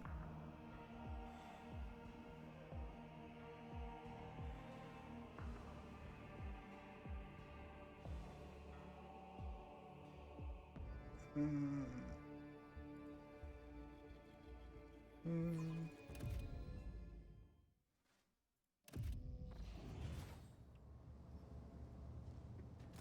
Captain Frenzo has acquired a few wounds since your last conversation. Half of his ear is gone, and you notice that he is wearing blooded bandages under his uniform. Seeing you, he quickly injects himself with a stimulant and straightens. How may I serve you, Lord Captain? Were you in the shootout? Yes, there's been a raid on a local gang. We've finally cleared out the scoundrels who were smuggling goods to neighboring compartments. No one escaped. Frenzo permits himself a brief smile of grim satisfaction.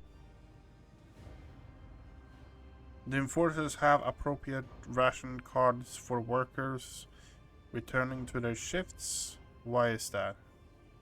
Enforcers have been appropriating ration cards for workers from their shifts.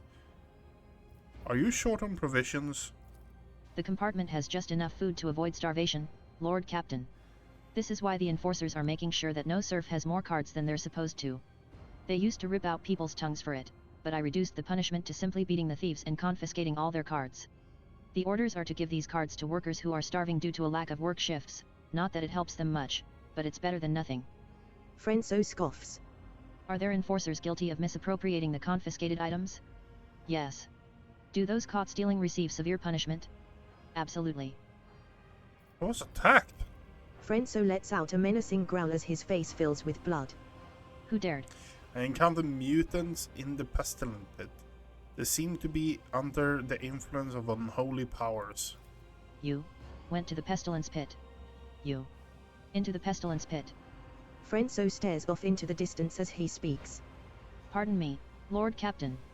I just can't even begin to find the words I would use if I had to tell the Master-at-Arms that you had perished in there. He rubs his temple wearily. The enforcers do regular checks to see if there are any dangerous blight-stricken rejects hiding at the bottom of the bay. I implore you, Lord Captain, leave this job to us. Okay. The Emperor protects, Okay. Lord Captain. We are heading over here. I want to see if I can get that loot. That loot is somewhere here.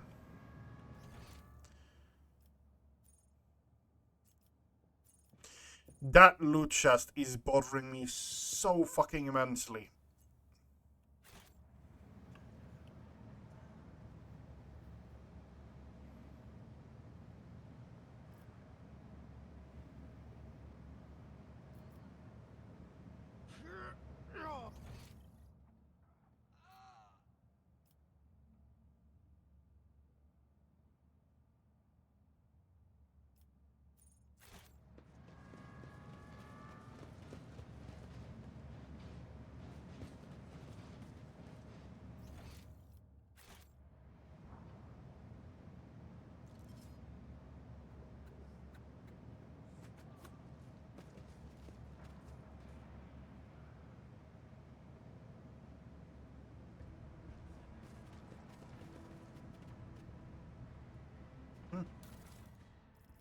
What is this?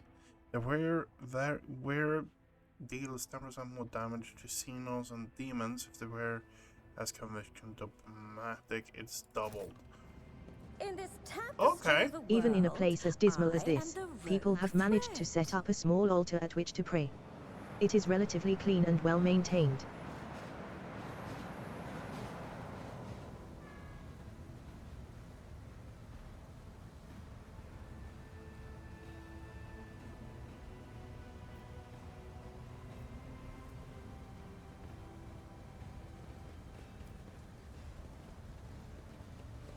Okay, so I can't get that.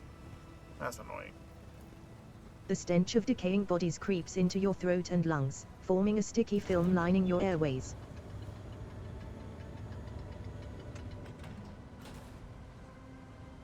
Go up.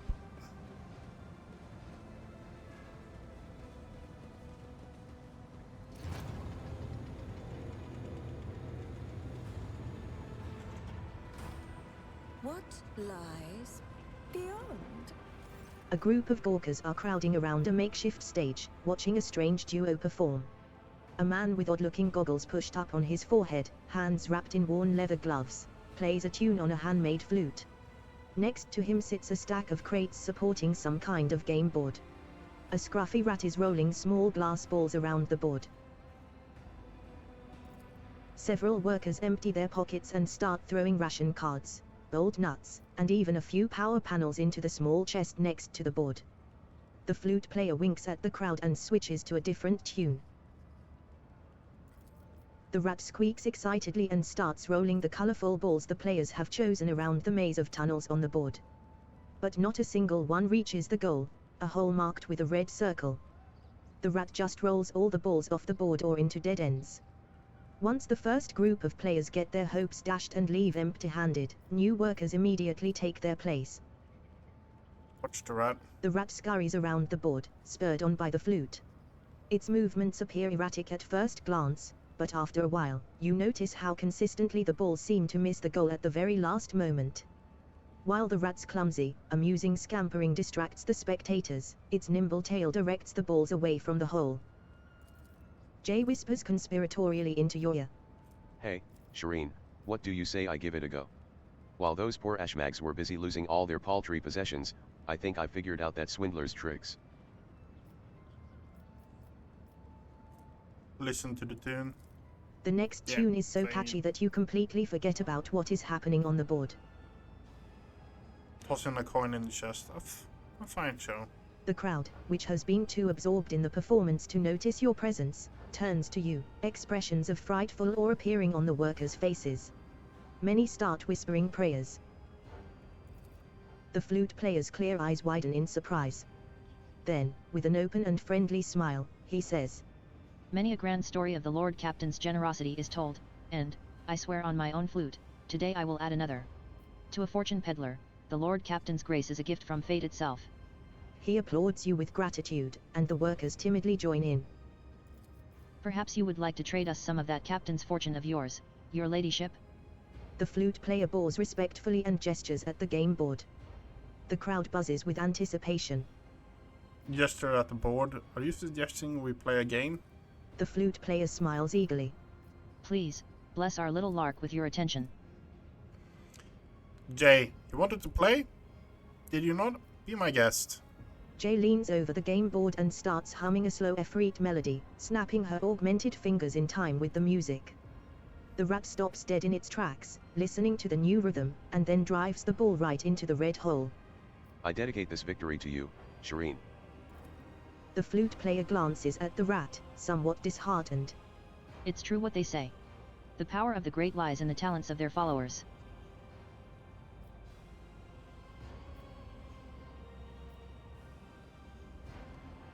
You lost this time, but I know you're cheating. Get out of my sight before I report you to the enforcers.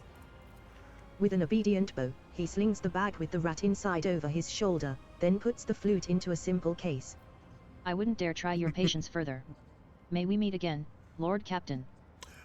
Oh, I have a feeling we're going to meet again. I have a really strong feeling we are going to meet again.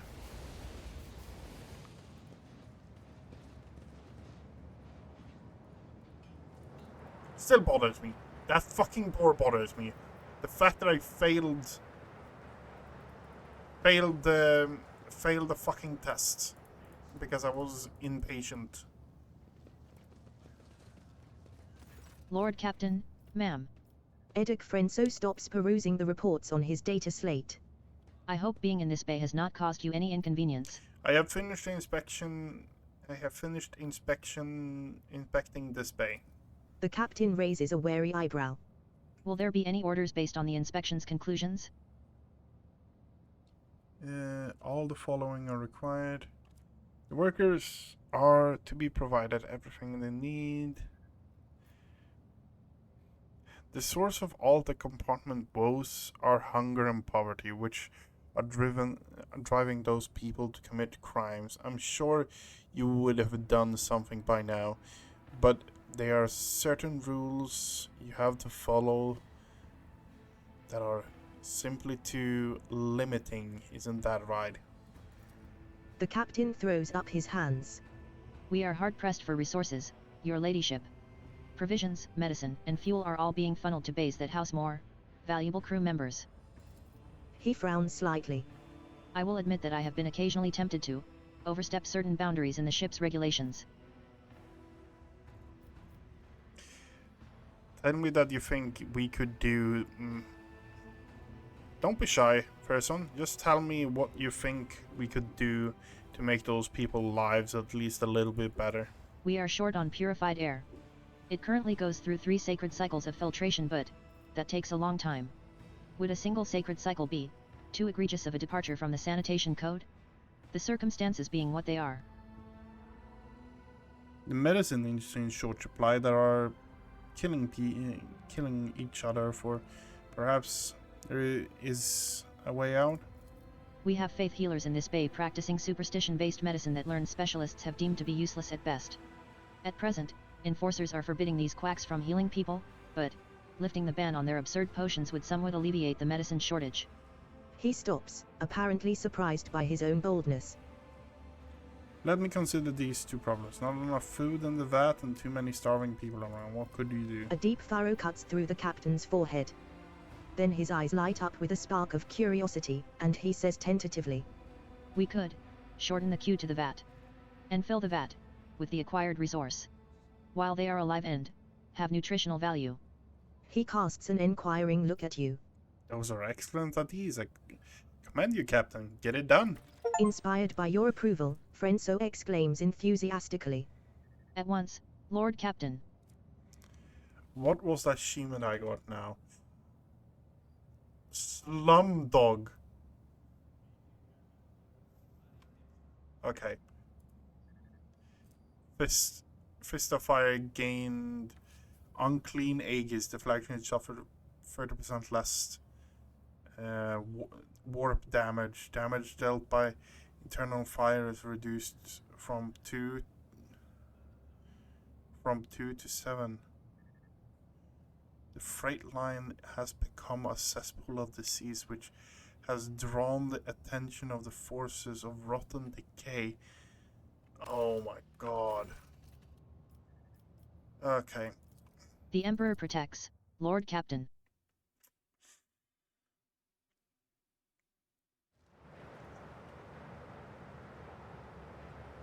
Yet report you have orders being carried out. The compartments are already operating.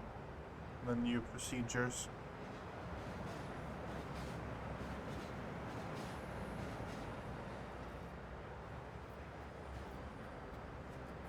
Doesn't help me with that one. One step at a time. Fuck you. Amidst the madness. Is it still burning over here? It's still burning.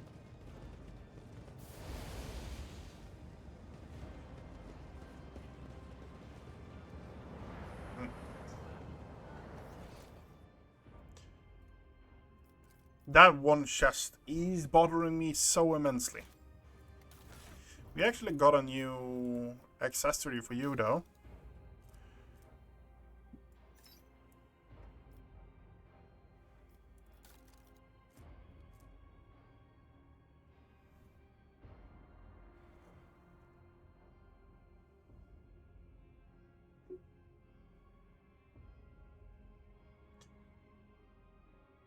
We want to keep the thing we have for it.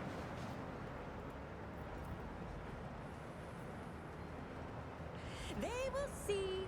Oh yes, they all will see. The time-worn loader is barely fit for purpose at this point, but the enforcers still see its complex maintenance as the lesser evil compared to hiring ignorant, clumsy scroungers to do the job.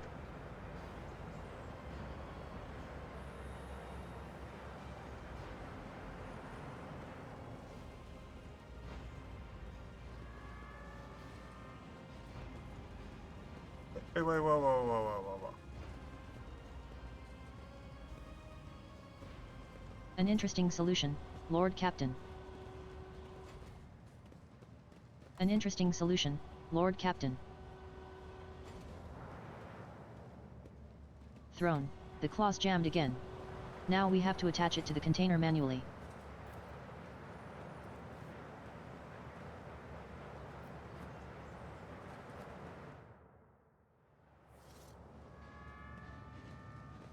I'm restless. Now up again. Yes, we got in. Tapestry of a world. I am the rogue Someone has thread. sketched a hasty portrait of a worker with a red scarf over his face. The artwork still reeks of chemical pigment. Judging by the layer of flaked-off paint, it has been removed several times already. Extra action increasing the armor penetration subsequent attack made against the same target by 10. By target by 10 plus for 1 round stacking.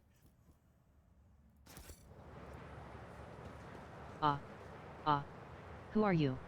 No. SHH. Don't make noise. They shot everyone. Please, don't tell them.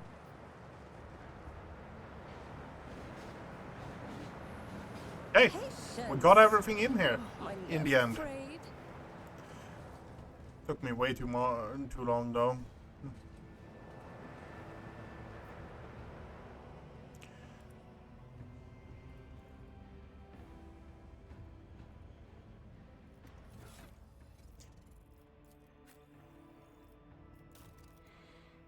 I like the look out of that pick. That pick, I think you can do some really good stuff with. This weapon has an extra attack action which increases armor penetration of all subsequent. Yeah, I think that's going to be really good, honestly.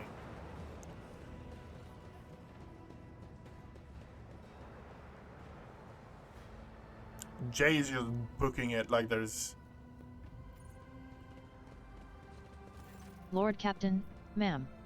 Edic Frenzo stops perusing the reports on his data slate. I hope being in this bay has not caused you I any came across a inconvenience. drawing of a worker in the red mask. What does that mean? The captain frowns. It's a figure of local legend, known as Nemesite, protector of the poor and oppressed. Ever since I was a child, desperate people have been drawing his portrait on the walls hoping to summon a defender to punish those who wronged them. We've had 13 or so fools calling themselves Nemesite over the past 5 years. We disburdened ourselves of them, just to be sure. I find the sentiment disconcerting. Stay vigilant. Always, Lord Captain. The Emperor protects, Lord Captain.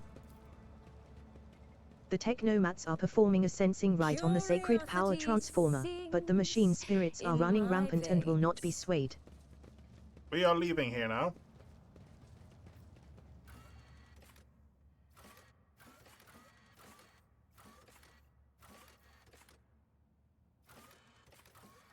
To the Void Bridge. To the Void Bridge. We spent 2 hours just dilly-dallying around there. Eh.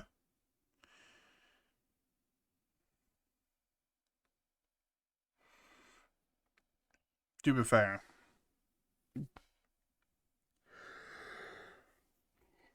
I don't know why I'm just like continually yawning today. I'm so tired.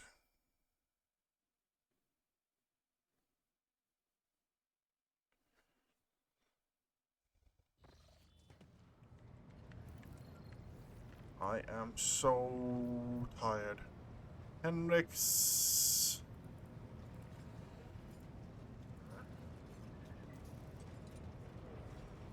Let's talk to High Factorum.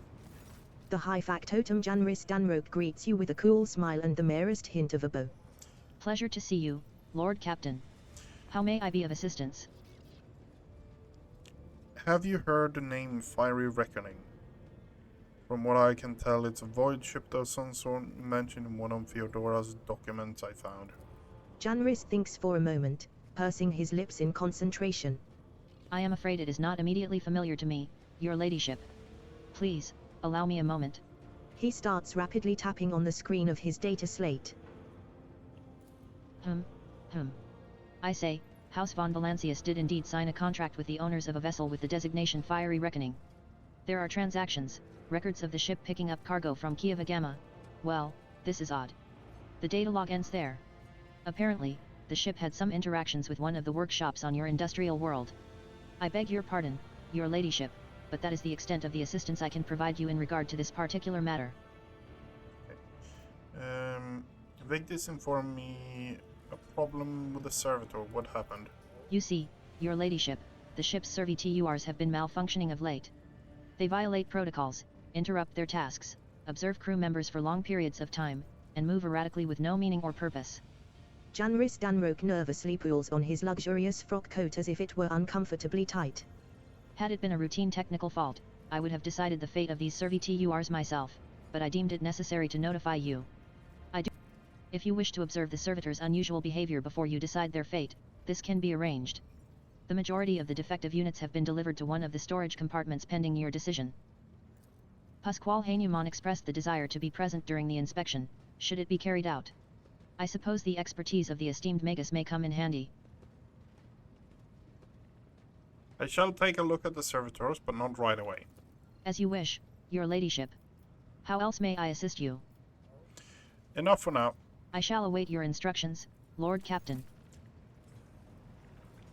We are now... I thought like, ooh, who leveled up? No one's actually leveled up. We're close to actually becoming high-level heretic. I don't know what you actually get from tier 3 heretic, honestly.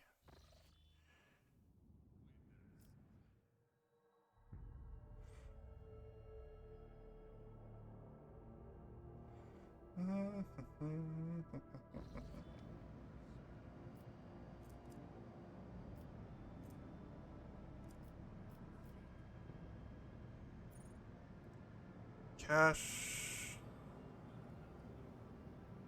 Old bridge. Cash in former lantern? What? Cash in old... Oh! Oh, it's in footfall. Okay, yeah. Let's have a look here. A familiar voice.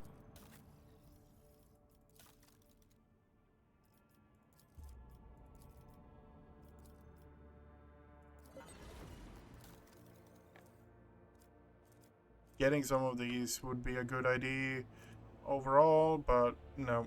Let's head out. We're going to Dragonus. No, we're not going to Dragonus. We're going here. Warp travel. My apologies, Lord Captain.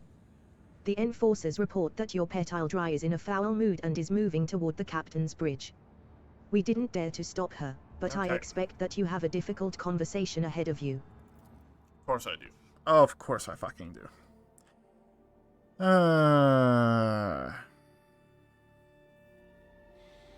Why didn't we kill her? I don't know. I do not know. I'm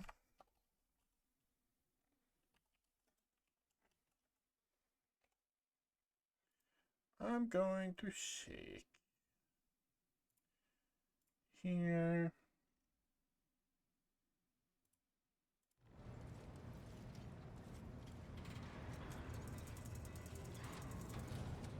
Please spare me a brief moment of your time, Elantak.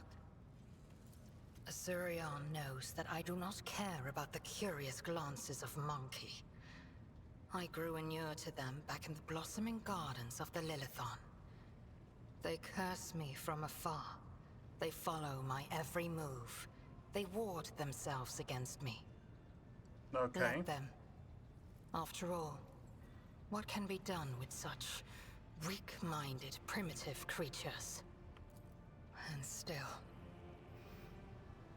one monkey stunt has caused the cup of my patience to spill over. She dared to approach me, to speak to me, and touching my hand, she suggested that we withdraw somewhere private. She wanted K-Morag. The mere memory of it stirs up a tempest in my soul.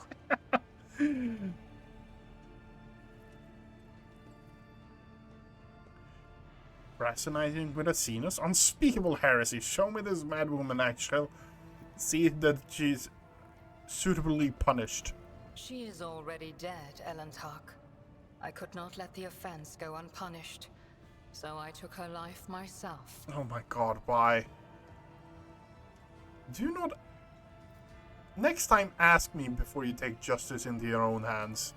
I am standing before you now, precisely to avoid a repeat occurrence. Try to imagine, Elantark, being lusted after by a wild beast. It is foul, disgusting, so vile that it makes your very soul shudder. I understand this incident was unpleasant, but that doesn't mean unpleasant for you, but that doesn't mean that all humans are animals. No. Your kind's simple souls and narrow minds are the root of all these flaws. Narrow minds and simple souls. Every day, I feel as if I am caught in a trap, surrounded by a pack of wild animals. Here's my big problem with this.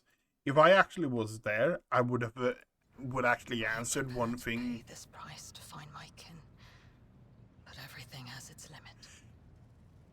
This is the person from the race that brought Slaanesh into the world, that were so degenerate that they brought another Chaos God in. And they are the ones who are sitting on the high chair and telling us, the humans, that we are the problem. Yeah.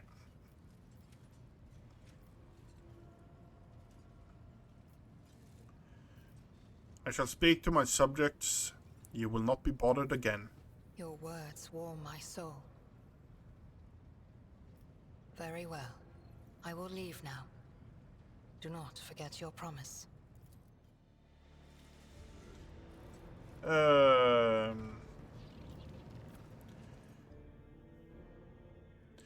Yeah.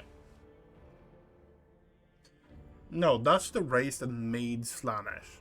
And yeah, it's just...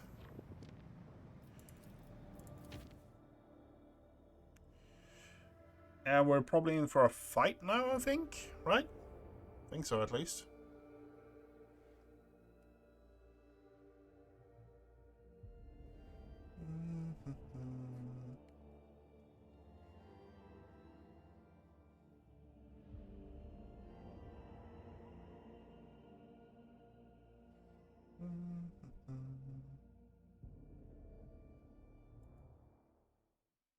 Come on. Okay, what the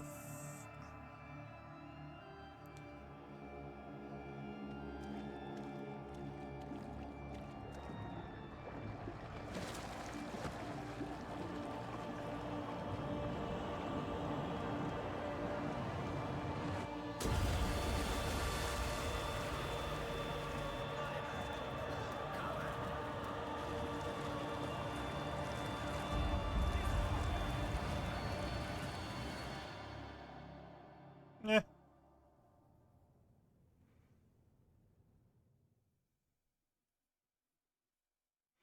Sourback. How could you have let this happen? An assassination attempt upon the rogue traitor, in her own chambers, right under the noses of your enforcers. A fierce growl rumbles deep in Abellard's throat. The Master-at-Arms radiates grim fury. Her eyes are dark, her lips pursed. With a practiced hand, she removes the maul from her belt and offers it to you. An unforgivable error. I accept full responsibility and ask for due punishment. I want an explanation, not a self-chastisement. Put the weapon away and report. Sourback hesitates for a moment before putting the maul away. Understood, Lord Captain. Reporting. All adjacent decks have been isolated. We have begun our search for the culprit, and have set up investigation headquarters on the officer's deck. The substance has been analyzed and confirmed to be blood containing traces of major mutations. While it poses no risk of infection to your ladyship, the very presence of such genetic aberration on board is a serious threat to the safety of the ship and must be addressed promptly. Once word of this gets out, many among the crew will surely see it as a brazen challenge to your status as rogue traitor. What genetic aberration? The heresy of mutation. Mutants are vicious beasts who sow only ruin and death. They are devoid of all humanity, and the vile blood that runs through their veins feeds their unclean thoughts and urges. Numerous accounts speak of entire colonies falling prey to bloody uprisings staged by these creatures, all because their governors were too squeamish to order genetic purges. You don't say. I wonder why somebody we don't consider human and exterminate by the thousands would think to revolt. What a crazy mystery. Alas, the Imperium's enemies are not limited only to those within its midst. Mutants can become a considerable threat, especially when given the chance to organize. The heretics have revealed themselves and are eager to fight? Then fight we shall. Let the vessel be purged of their filth. Could this have been an assassination attempt? Then they would have filled the bath with acid or poison instead. There are easier ways to kill someone than drowning them in blood, as foul as that blood may be. Cassia shudders. I beg to differ. Were something of the sort to happen to me, my heart would surely stop. What do you intend to do next? As one, every enforcer present gets on their knees. Lord Captain, this incident has cast a shadow on our honor. We only ask for one thing, a chance to absolve ourselves of our guilt. Allow me to head to the officer's deck at once so that I may lead the investigation personally. Lord Captain, on a previous occasion, it was your intervention that resolved a matter that my own rigidity had only succeeded in making worse. With all due respect to Mistress Sourback, perhaps she would benefit from your fresh perspective. You told Abbott that you, with your coming to power, established procedures within the dynasty would change. Yep. Seneschal, do you think so little of me that you would rob me of a chance to defend my honor? I'm curious to see the man-at-arms in action. I will preside over that. I will handle the investigation myself. If they wish to challenge me, then I shall take the matters into my own hand. You see a look of horror in Sourback's eyes. Lord Captain, I implore you. This was my mistake. If you rectify it for me, I will be disgraced. You dare to protest? Consider it my whim. I always wish to participate in a real inquest. Could it ever be disgrace to face a challenge, shoulder to shoulder with your lady? On second thought, I might be interested to see you and your work. I think that will do. Very well, in that case. Yep. On second thought, course, I will Lord make Captain. it work. I will arrange for an area befitting your status to be prepared on the officer's deck.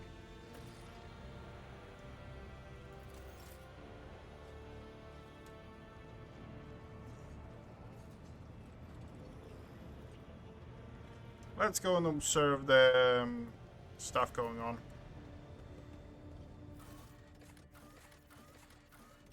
Officer's deck.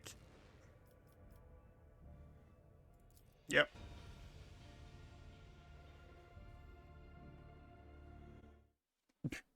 God, it's almost 9 o'clock here again.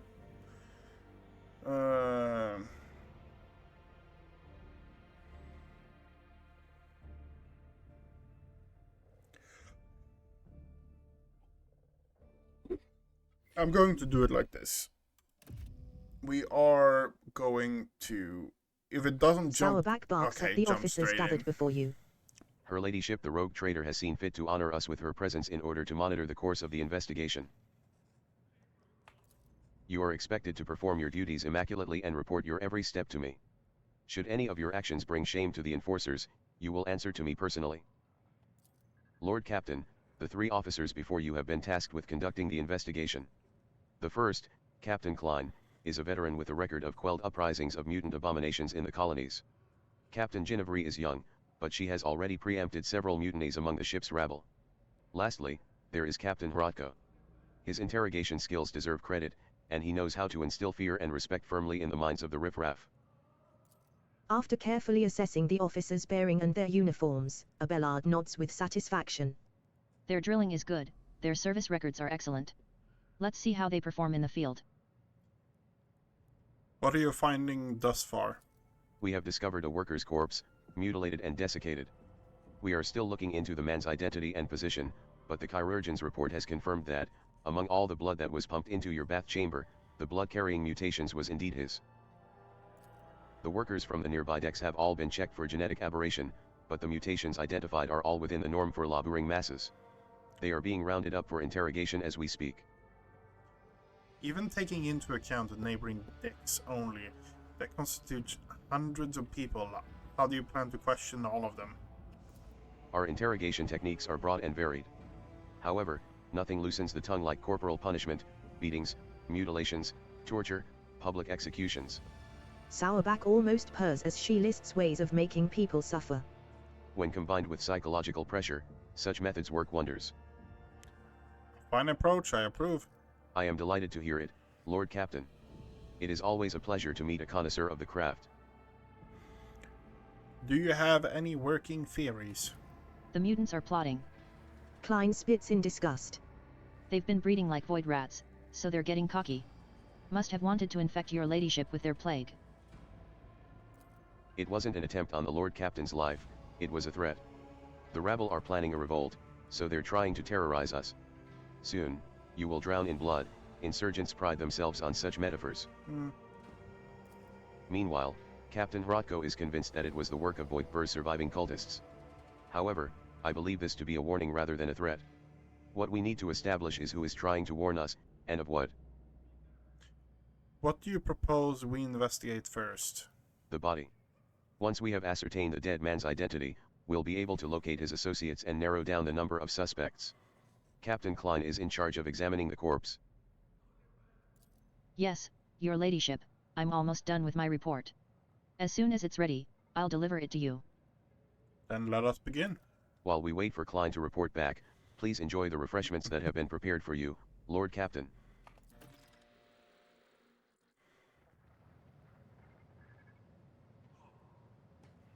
A pair of enforcers with battered faces is escorting Infernus Master Heinrich Montig.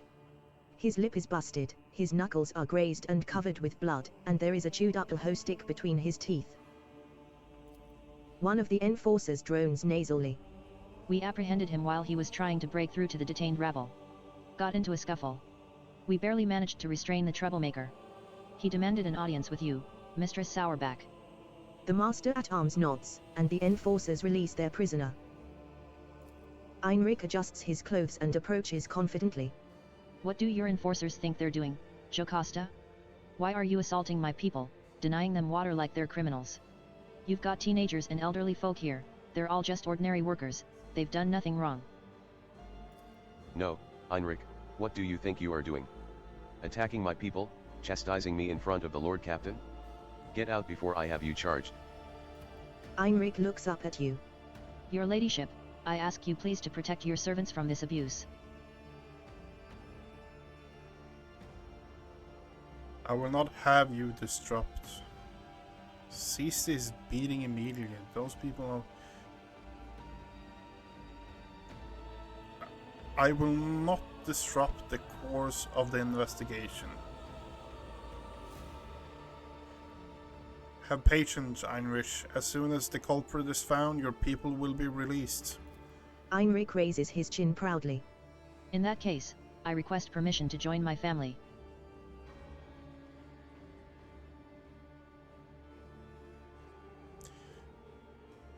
A senior officer has their duties. See them?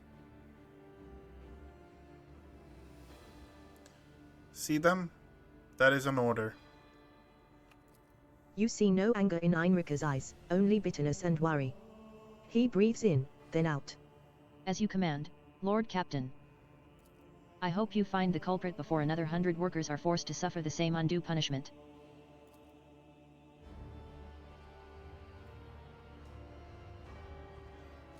Captain Klein snaps to attention. Identifying the victim has proven impossible. His face has been smashed in and his body is badly maimed. There are too many wounds to determine the exact cause of death, but presumably he died after the killer slit his throat. That's how they drained his blood. No. In other words, we have nothing. Klein, this isn't a report, it's a declaration of our incompetence before the Lord Captain. You will keep digging around inside that corpse until you have produced some results. Not in the enforcer's face. Genevieve looks at Klein with sympathy. She clearly cares about him, but does not wish to trample on her comrade's honor with words of comfort. Rocco regards Klein with a contemptuous smirk, while Klein scowls back at him. No external signs of mutation, you say. What about internal signs? Performing an autopsy was inadvisable, due to the danger of contaminating the area with genetic aberration. You see a flash of genuine horror in Klein's eyes before his gaze turns glassy. You have seen that look before in the eyes of other veterans. It's the expression of someone reliving painful memories that have left behind deep scars. They cannot hope to overcome such trauma on their own. They would need help, or a partner, or, perhaps, some strong emotional stimulus. I've heard that the Medicaid officers often perform autopsies in pairs. One opens the body, the other one records the finding. You should get a partner, Klein.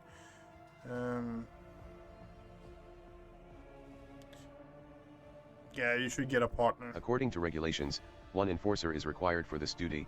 However, your ladyship's proposal is reasonable. Did you have someone specific in mind?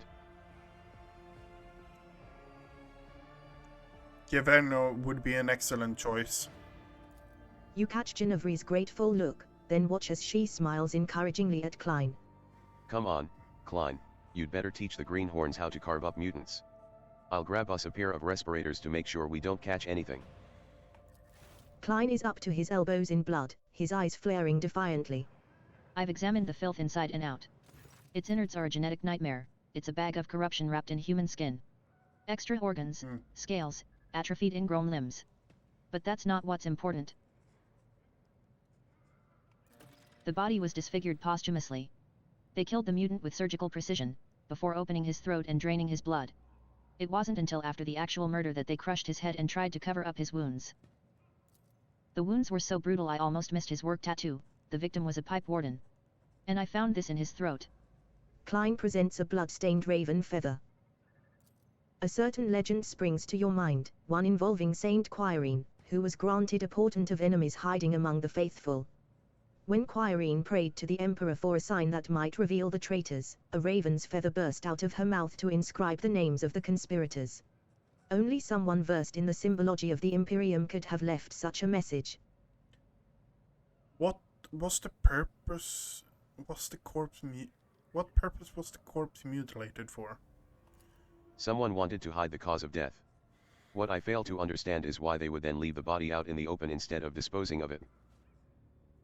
It's imperative we find who ever mutilated the body. I concur. Would you like to give us specific instructions, Lord Captain?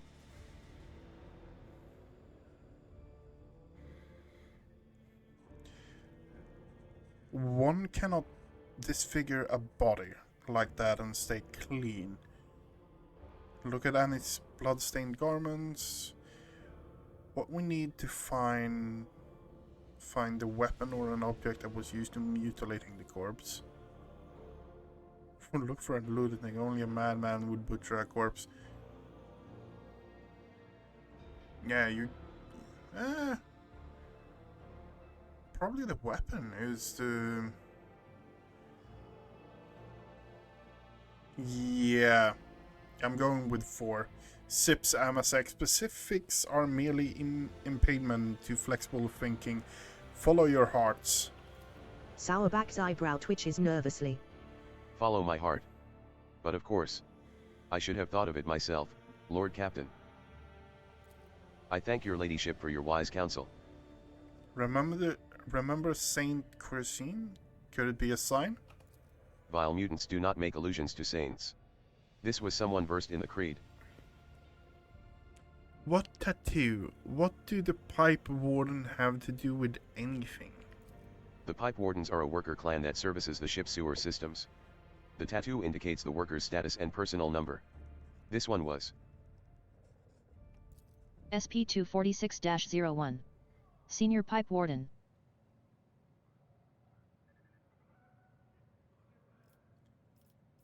Well, at least you did something useful.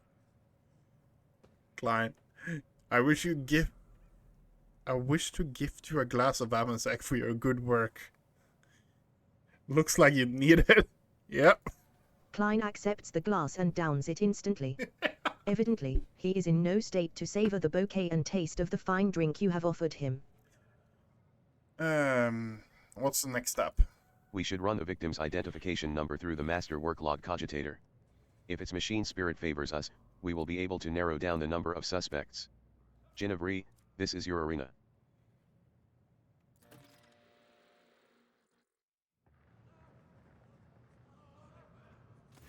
Ginevra approaches you, followed by a dignified woman in crimson robes. Allow me to introduce the esteemed tech priest Androvtify. She believes she has the right to obstruct the investigation, and refuse to grant the enforcers access to the master cogitator. The tech priest lets out an indignant binaric trill. I request that the laywoman's willful activities be halted. She intends to torment the machine spirit of the master worklog cogitator Iota Thurb. The venerable spirit is ill and in no disposition to endure such abuse. What's the problem with the machine spirit? The spirit is old and quick to anger. It therefore calls for a sensitive approach, not a torturous intrusion by a brutish laywoman. Since the start of this watch, the spirit has been unwell, so we have been trying to soothe its woes by applying sacred unguents and sensing the great machine's boards. The dogma of data recuperative quarantine prohibits any disturbances to blessed machines found to be in such a state. What does this data recuperation dogma prescribe? Let no profane hand touch the sacred machine stricken. Let the mechanism be shielded from all worldly troubles by a veil of righteous litany, and let its shrine be thricely honored till the malady is no more. Judging by Ginevra's expression, she would rather have her profane hands touch Androvtify's neck. Pascal, how profane would you say your hands are? I am a Magus Explorator and this vessel's engine seer prime. The profanity of this unit's hands, as well as the rest of its limbs, organs, and augmatics, is null. Jay snorts derisively. Shocking arrogance. If I count up how many pieces of xenotech and archaeotech this grasping hand has managed to confiscate, I wonder if its profanity will increase or decrease. If the honored Magus supervises the laywoman's tactful interaction with the spirit, I will sanction this disturbance. Raising her hands high, Androvtify wails. Omnissiah preserve us. The great spirit was infected by a layperson. That is the culprit you should be searching for, not some pipe warden. Sacrilege. Registering a Category 3 act of sacrilege resulting in a Category Epsilon Quadro transgressive scenario. Requesting the inclusion of the offender in the registry of wanted entities for the purpose of expiative disposal. We have discovered that the cogitator's malfunctions began after an unauthorized attempt to access it was made. Someone deliberately angered the machine spirit in order to bury the work logs. Thankfully, the esteemed tech priest was able to appease the spirit and extract the information we needed. The victim's name was Ordo. On the day he died, he was servicing valve 27B, which supplies water to the rogue trader's bath chamber. He also had a partner, who has yet to appear for duty since the incident occurred. We have a suspect. Did the murder get to the cogitator too? Murderer. Impossible. Since the start of the watch, this area has been used as the center of operations. No rabble could have slipped by unnoticed. Moreover, a common pipe warden wouldn't know how to commune with a machine spirit. The murderer had help. Who is the partner? Senior pipe warden Gvidon, number SP268-55. An 8th generation pipe warden, no registered infractions, excellent discipline, perfect work record. An exemplary servant of the Imperium. Man-at-Arms, how do you propose we find our new suspect? Before Sauerback can respond, Rocco cuts in.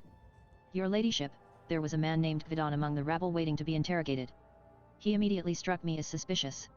Please allow me to question the man in your presence. Sauerback narrows her eyes, but all she says is, Bring him in. Now.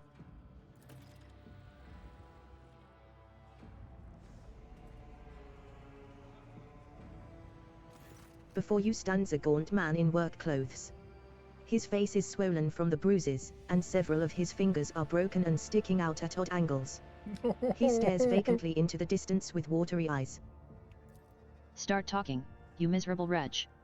You tried to kill the Lord Captain, didn't you?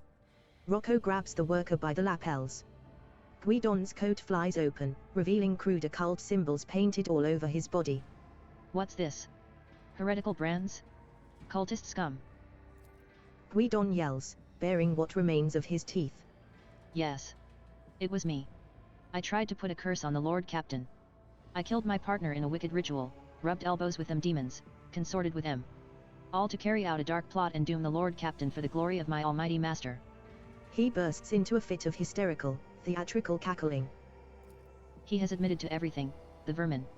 I have insisted time and again that the assassination attempt was carried out by one of Voigtver's surviving henchmen, and I was right. I guess we weren't so thorough in clearing them out as we thought. Rocco casts a sharp look at Sauerback. Assess the enforcer's reaction to the confession. Rocco looks proud and self-important. Genevieve is biting her nail, as if hesitant to say anything. Sourback is observing the worker in silence, apparently sunk deep in thought. Meanwhile, Klein merely stands still with a distrustful grimace on his face. Other than Rocco, no one here seems to believe that you are looking at the real culprit. Expertly done, Yvrain. You have much more to learn from Rocco. Wouldn't you say, Yukasa? What? It seems that Klein was too quick to blame the mutants. We're dealing with demon worshippers.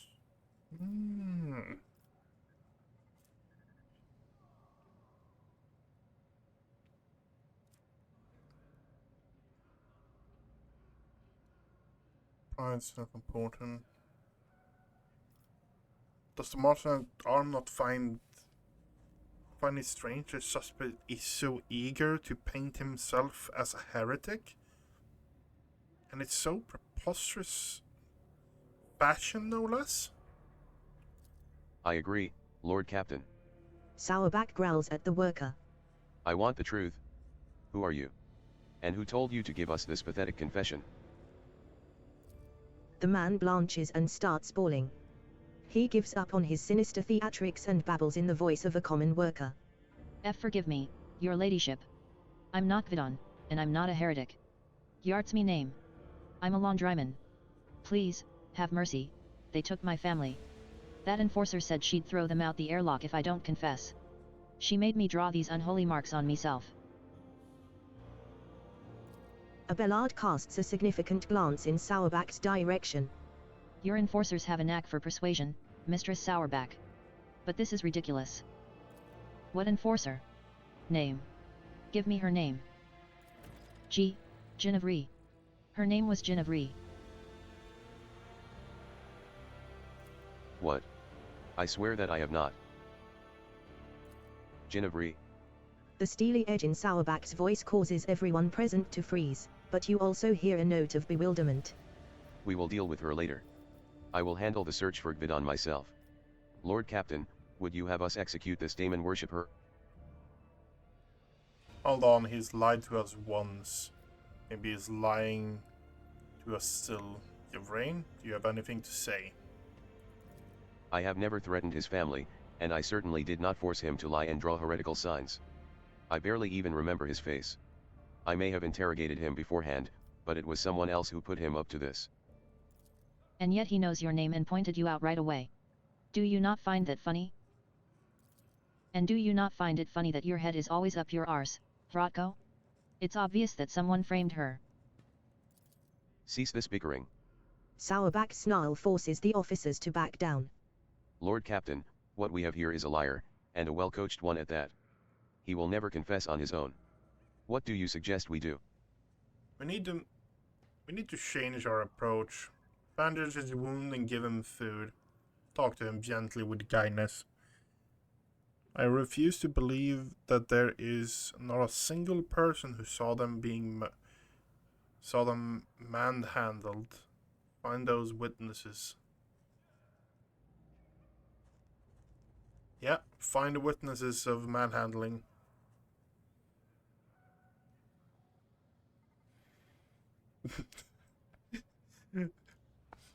Babe changes people. Take a book of Psalms and read it to him until he confesses. Oh my god, that would actually work on me. He will confess. I refuse to believe there is not a single person who saw them being manhandled.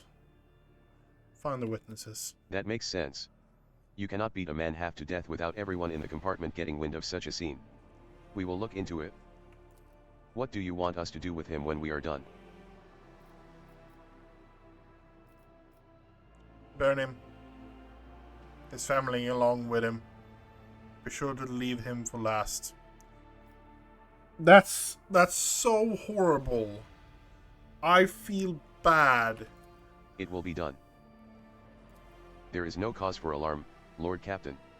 This conspirator may have been a fake, but now it is only a matter of time before we find the real culprit. We have the pipe warden's names and identification numbers, and we know which clan they are from.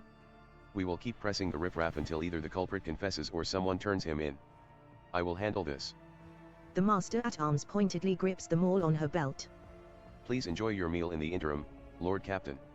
The scoundrel will appear before us soon enough.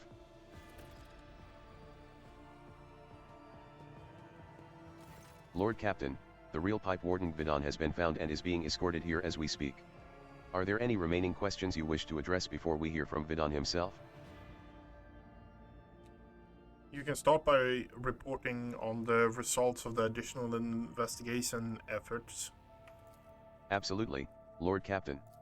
We have thoroughly questioned all detainees known to have a violent temper and compared the tools and weapons we seized with the wounds found on the corpse, but have not been able to establish who was responsible for the mutilation. I take full responsibility for this failure. We found witnesses to the battery of our false conspirator. According to them, an enforcer in a helmet came to the detained yard, spoke to him, and then gave him a beating so thorough that a ring came off their finger.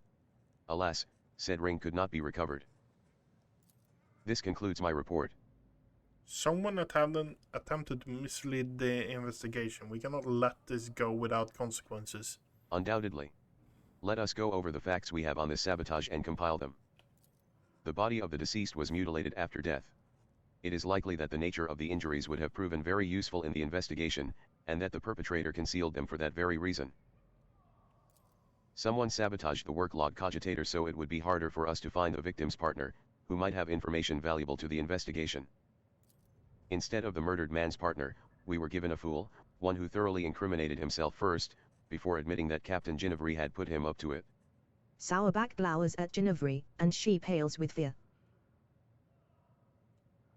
Who was guarding the body? It was Ginevry. Klein reluctantly nods at his fellow enforcer. I relieved her when I came to inspect the corpse, which by then had already been cut up. Ginevry nervously adjusts her armor under Sourback's piercing gaze. The corpse was already looking like that when it came under my purview. But I could not get the name of the officer who discovered it. The deck was such a mess that I decided I would deal with it later. Who had access to the work log cogitator? The tech priests did not let anyone near the cogitator. They even tried to prevent the enforcer's investigation. Ginevry, were you there the entire time? Yes, ma'am, since the start of the watch. I went there right after I handed the body over to Klein. The only time I stepped away was to retrieve the data slate from my quarters. I left a watchman, but he went missing. Most likely, one of the officers did not realize he was on duty and sent him off on some errand, but I was only gone for a few minutes. Very convenient. A missing sentry, a data slate misplaced against regulations. Rocco drums his fingers on a holster on his belt, where his own data slate sits tightly nestled. I don't understand how I could have forgotten it. I always check my gear when I go on duty.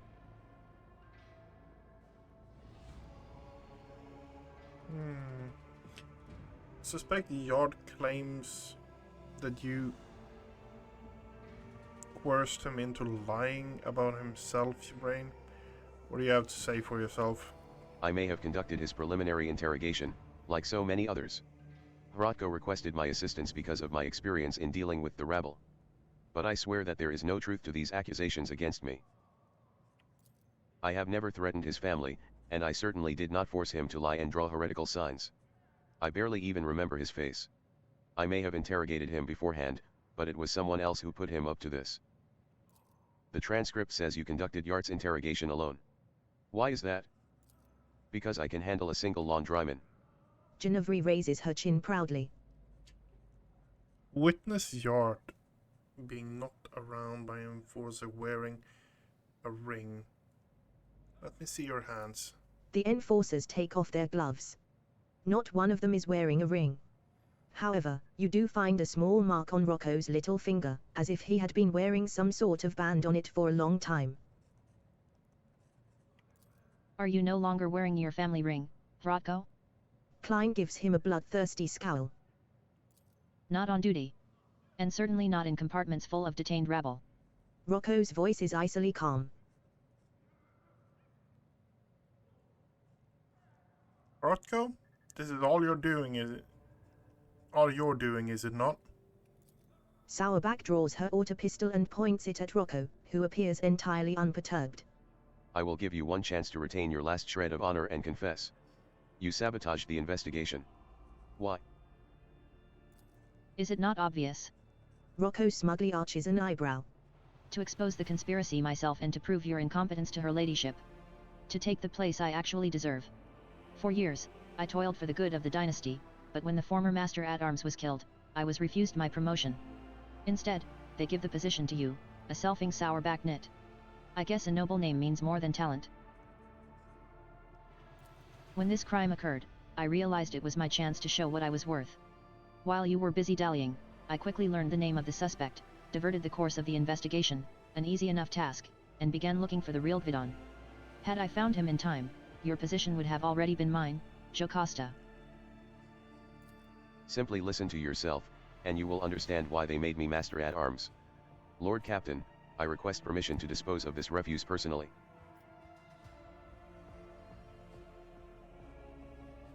You were really hoping you could deceive the Master-at-Arms? Your dismissive tone makes Rocco flinch with indignation. I had every chance, but you were shrewder than I expected. My little trick with the body did work. You still don't know who was behind it all, but I have already figured it out. I hid Vidon from you by damaging the cogitator and delivering you a fake, an idiot willing to incriminate himself out of fear. I even prepared a contingency plan in case he cracks by making sure he would blame someone else. Yes, there were a couple of slip UPS, but, you must admit, it was a solid attempt overall. Why did you try to frame Givray?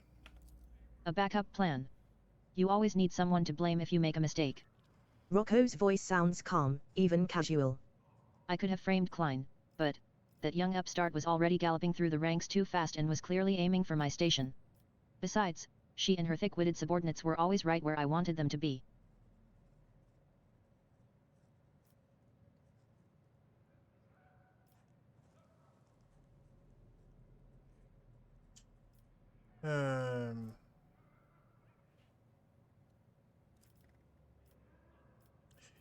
You don't not seem to fear your punishment.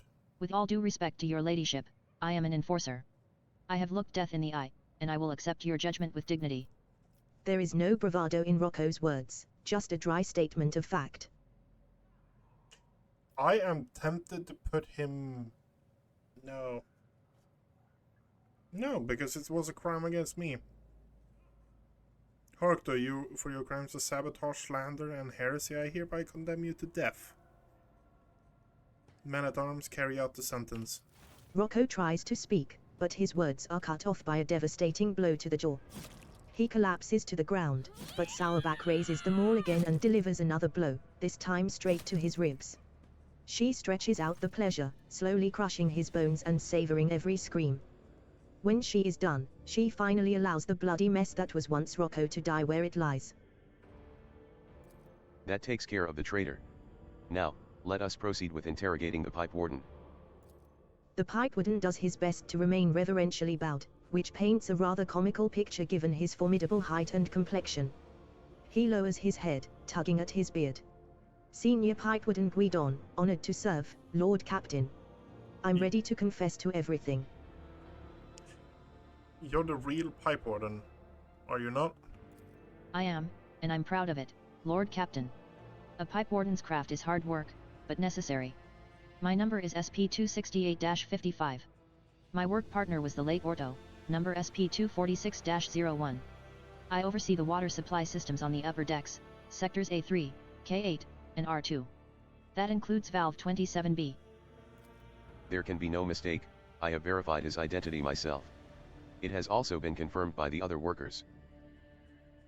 Why did you fill my bath with blood? I did as the servant of death commanded.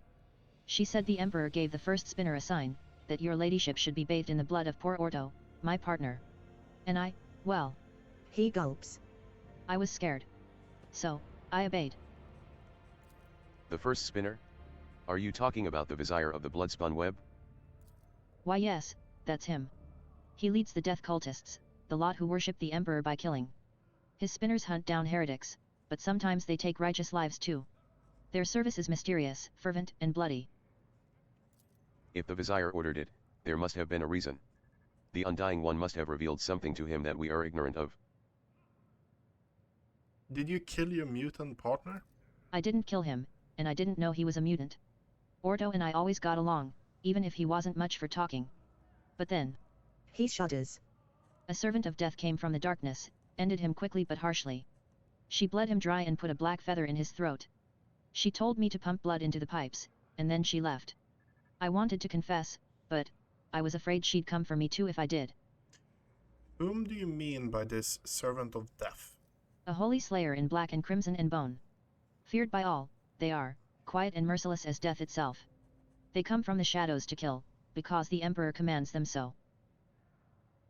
Okay. You have already met the servants of the Bloodspun Web, Lord Captain. Their grim procession is not one the upper decks will soon forget. Summon the Vizier of the Bloodspun Web. I wish to hear his explanation. As you will, Lord. Your ladyship, if I may ask, what happens to me now? I never meant to anger you. I thought I was doing as the Emperor willed it, but here we are. I'm a simple man. I know pipes, and I know them a lot better than all this people business. My eyes aren't what they used to be, but I can still smell rust in metal, though not so much in people's thoughts. You were deceived into becoming an accomplice. I will not punish you. Thank you from the bottom of my heart, your ladyship. I'll serve you faithfully, and I'll never forget your mercy. The Vizier of the Bloodspun Web treads lightly and silently as if his old, gaunt body has no weight at all.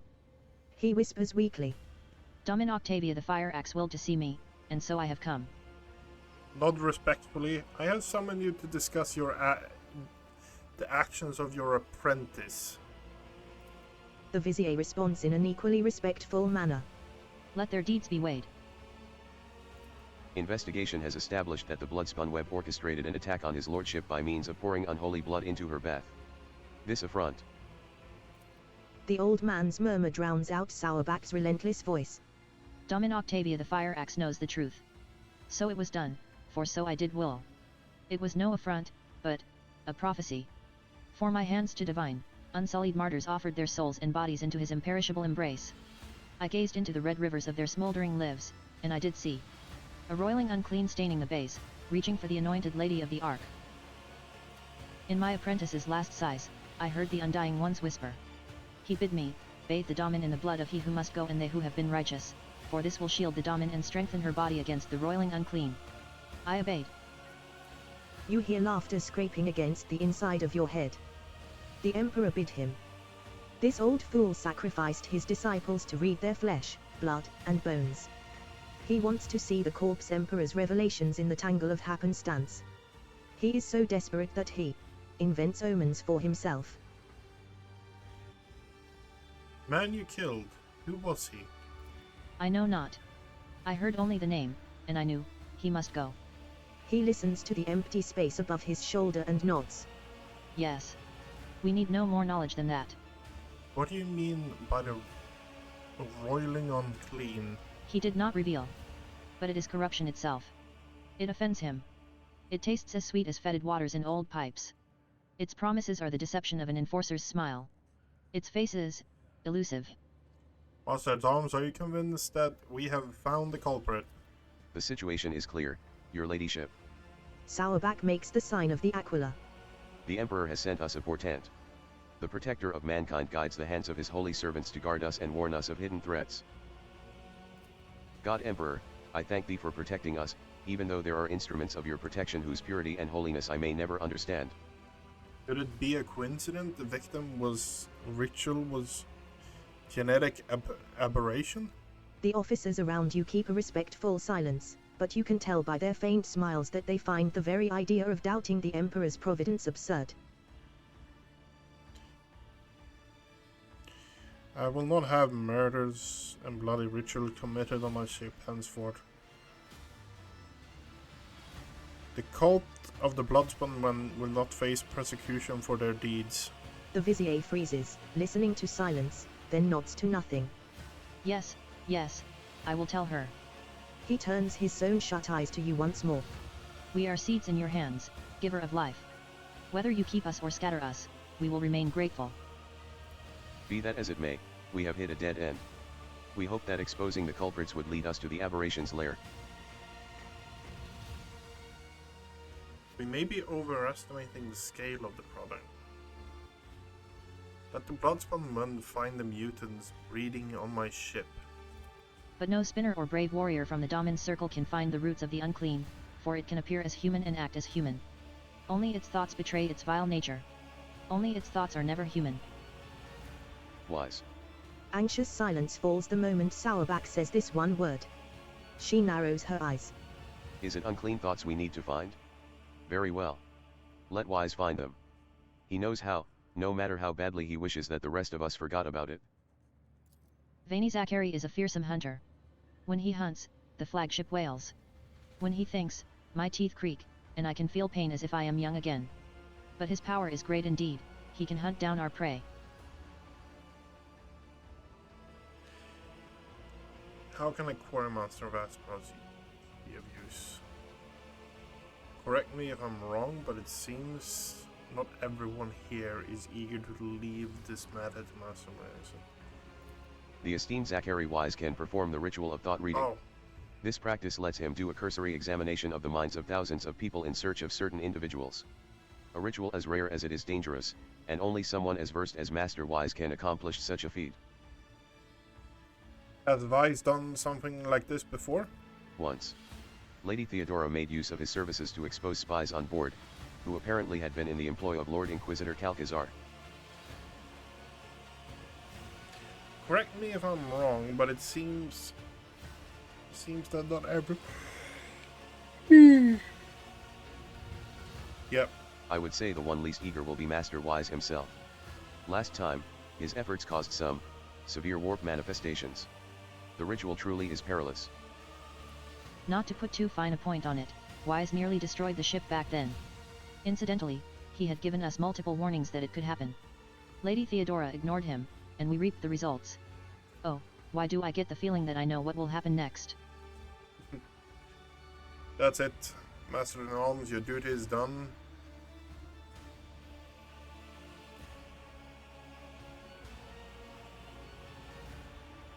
I'll leave the investigation wrap up to the officer on the officer. My duty will be done when the threat is eliminated. I will brief the enforcers while you consult Choir Master Wise, Lord Captain. Okay. Oh my god. It just... That was going to be short. There is 40 minutes later. Oh my god.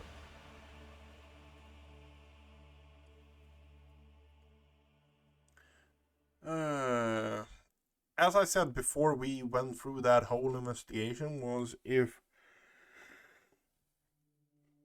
we have a save point, we're going to take it. Or if we can say we're going to take it. And I think we're going to take that save now if it doesn't shove us straight into another conversation. Doesn't shove us straight into another conversation. Great. And we leveled up. Great.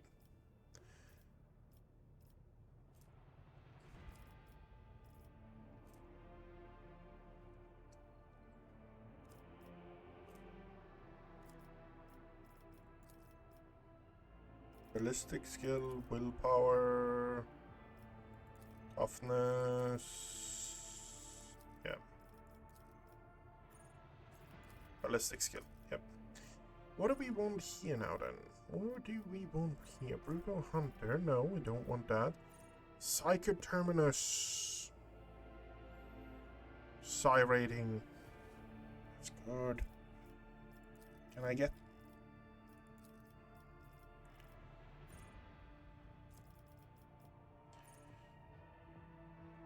So here's the thing. I could go that. Have I picked up...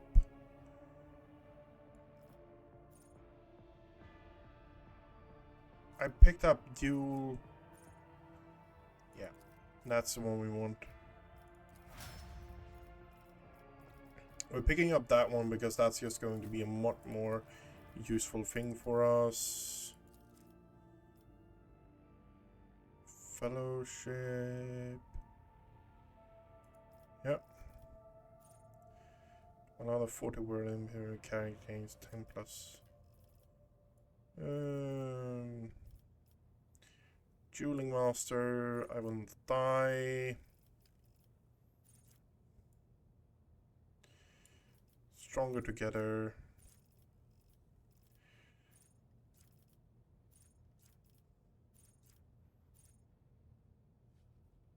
Persuasion?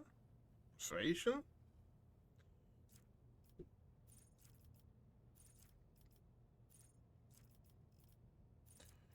Um...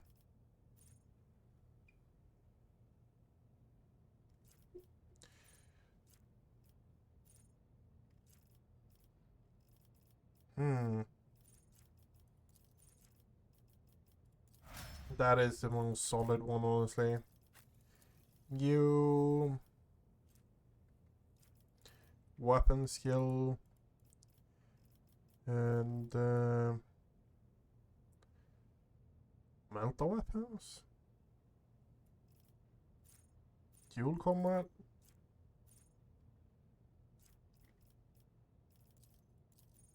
No, Command Master. We're using a damn two-handed weapon on you, like, you're not going to make use out of any of those in any major manner. Ballistic skill. Close up. While Pascal is under the effect of Machine Spirit Commune and his melee attacks deal 16% gain armor penetration. Additional servo skulls are connected directly. That's plus 10 gain 21 dodge and parry reduction with melee weapons if the enemy dodges or parries his attack. The bonus is doubled for his next attack against this enemy.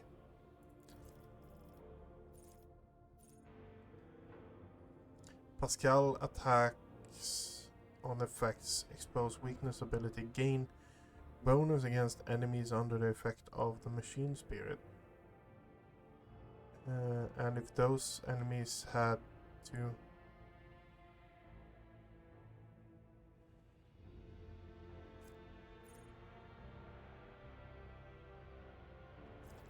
I think we're going with that one. Make a dendrite pushes. While Pascal is in effect. Yeah, let's go with that one. Agatha. Ballistic skill. How is... That's actually a fair point. Ballistic agility. Cabela is actually higher. Toughness. Strength. Abelard is better. I guess we're going ballistic. And yeah. Power weapon, nimble,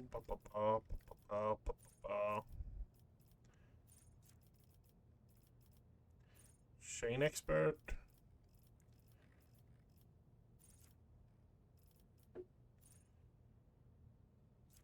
No heresy. Maybe multi, but against Xeno. Attacks against Xeno deal 3 damage. Telephony. Plus 1 damage for a single shot. And attacks of opportunity. 1 round. Purification. Warhim. Stacks 1 disturb. There was one that actually did damage to... yeah, that one.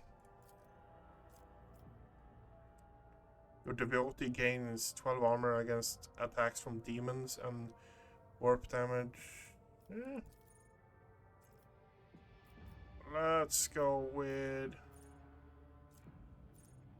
When the Imperial world is affected by an allied non-damaging ability, the ally gains 1 resolve for 1 round. Critical chance and armor against Xenos, demonic creatures. Doing my part if no other character in the party currently. Archetype abilities cost 1 less. Yep. And we have Abelard. How are you doing? Can't put more into that. Okay, fair enough. Weapon skill it is then. Toughness. Toughness.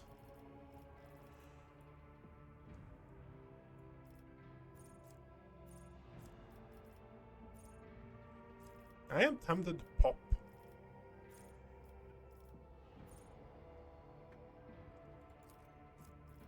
Shove.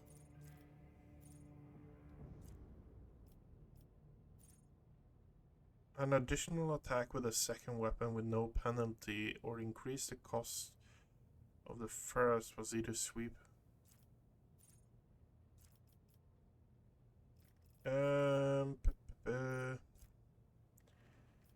Are we going here? No, it's not that. There we have it. +7 athletic.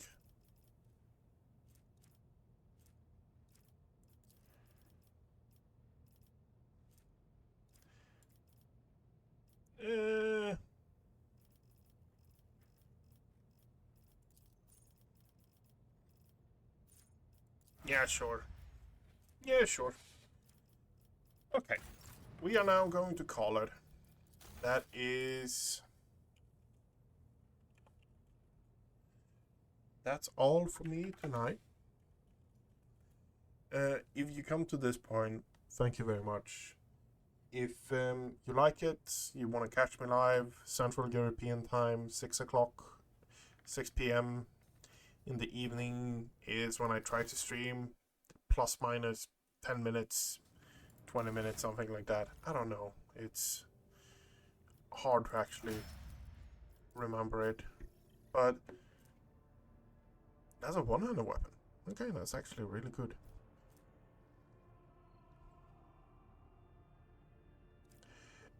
I will try my best to actually keep up and try to do that. But reality keeps getting in the way. And I really haven't done anything today. But yeah. Good night, everyone.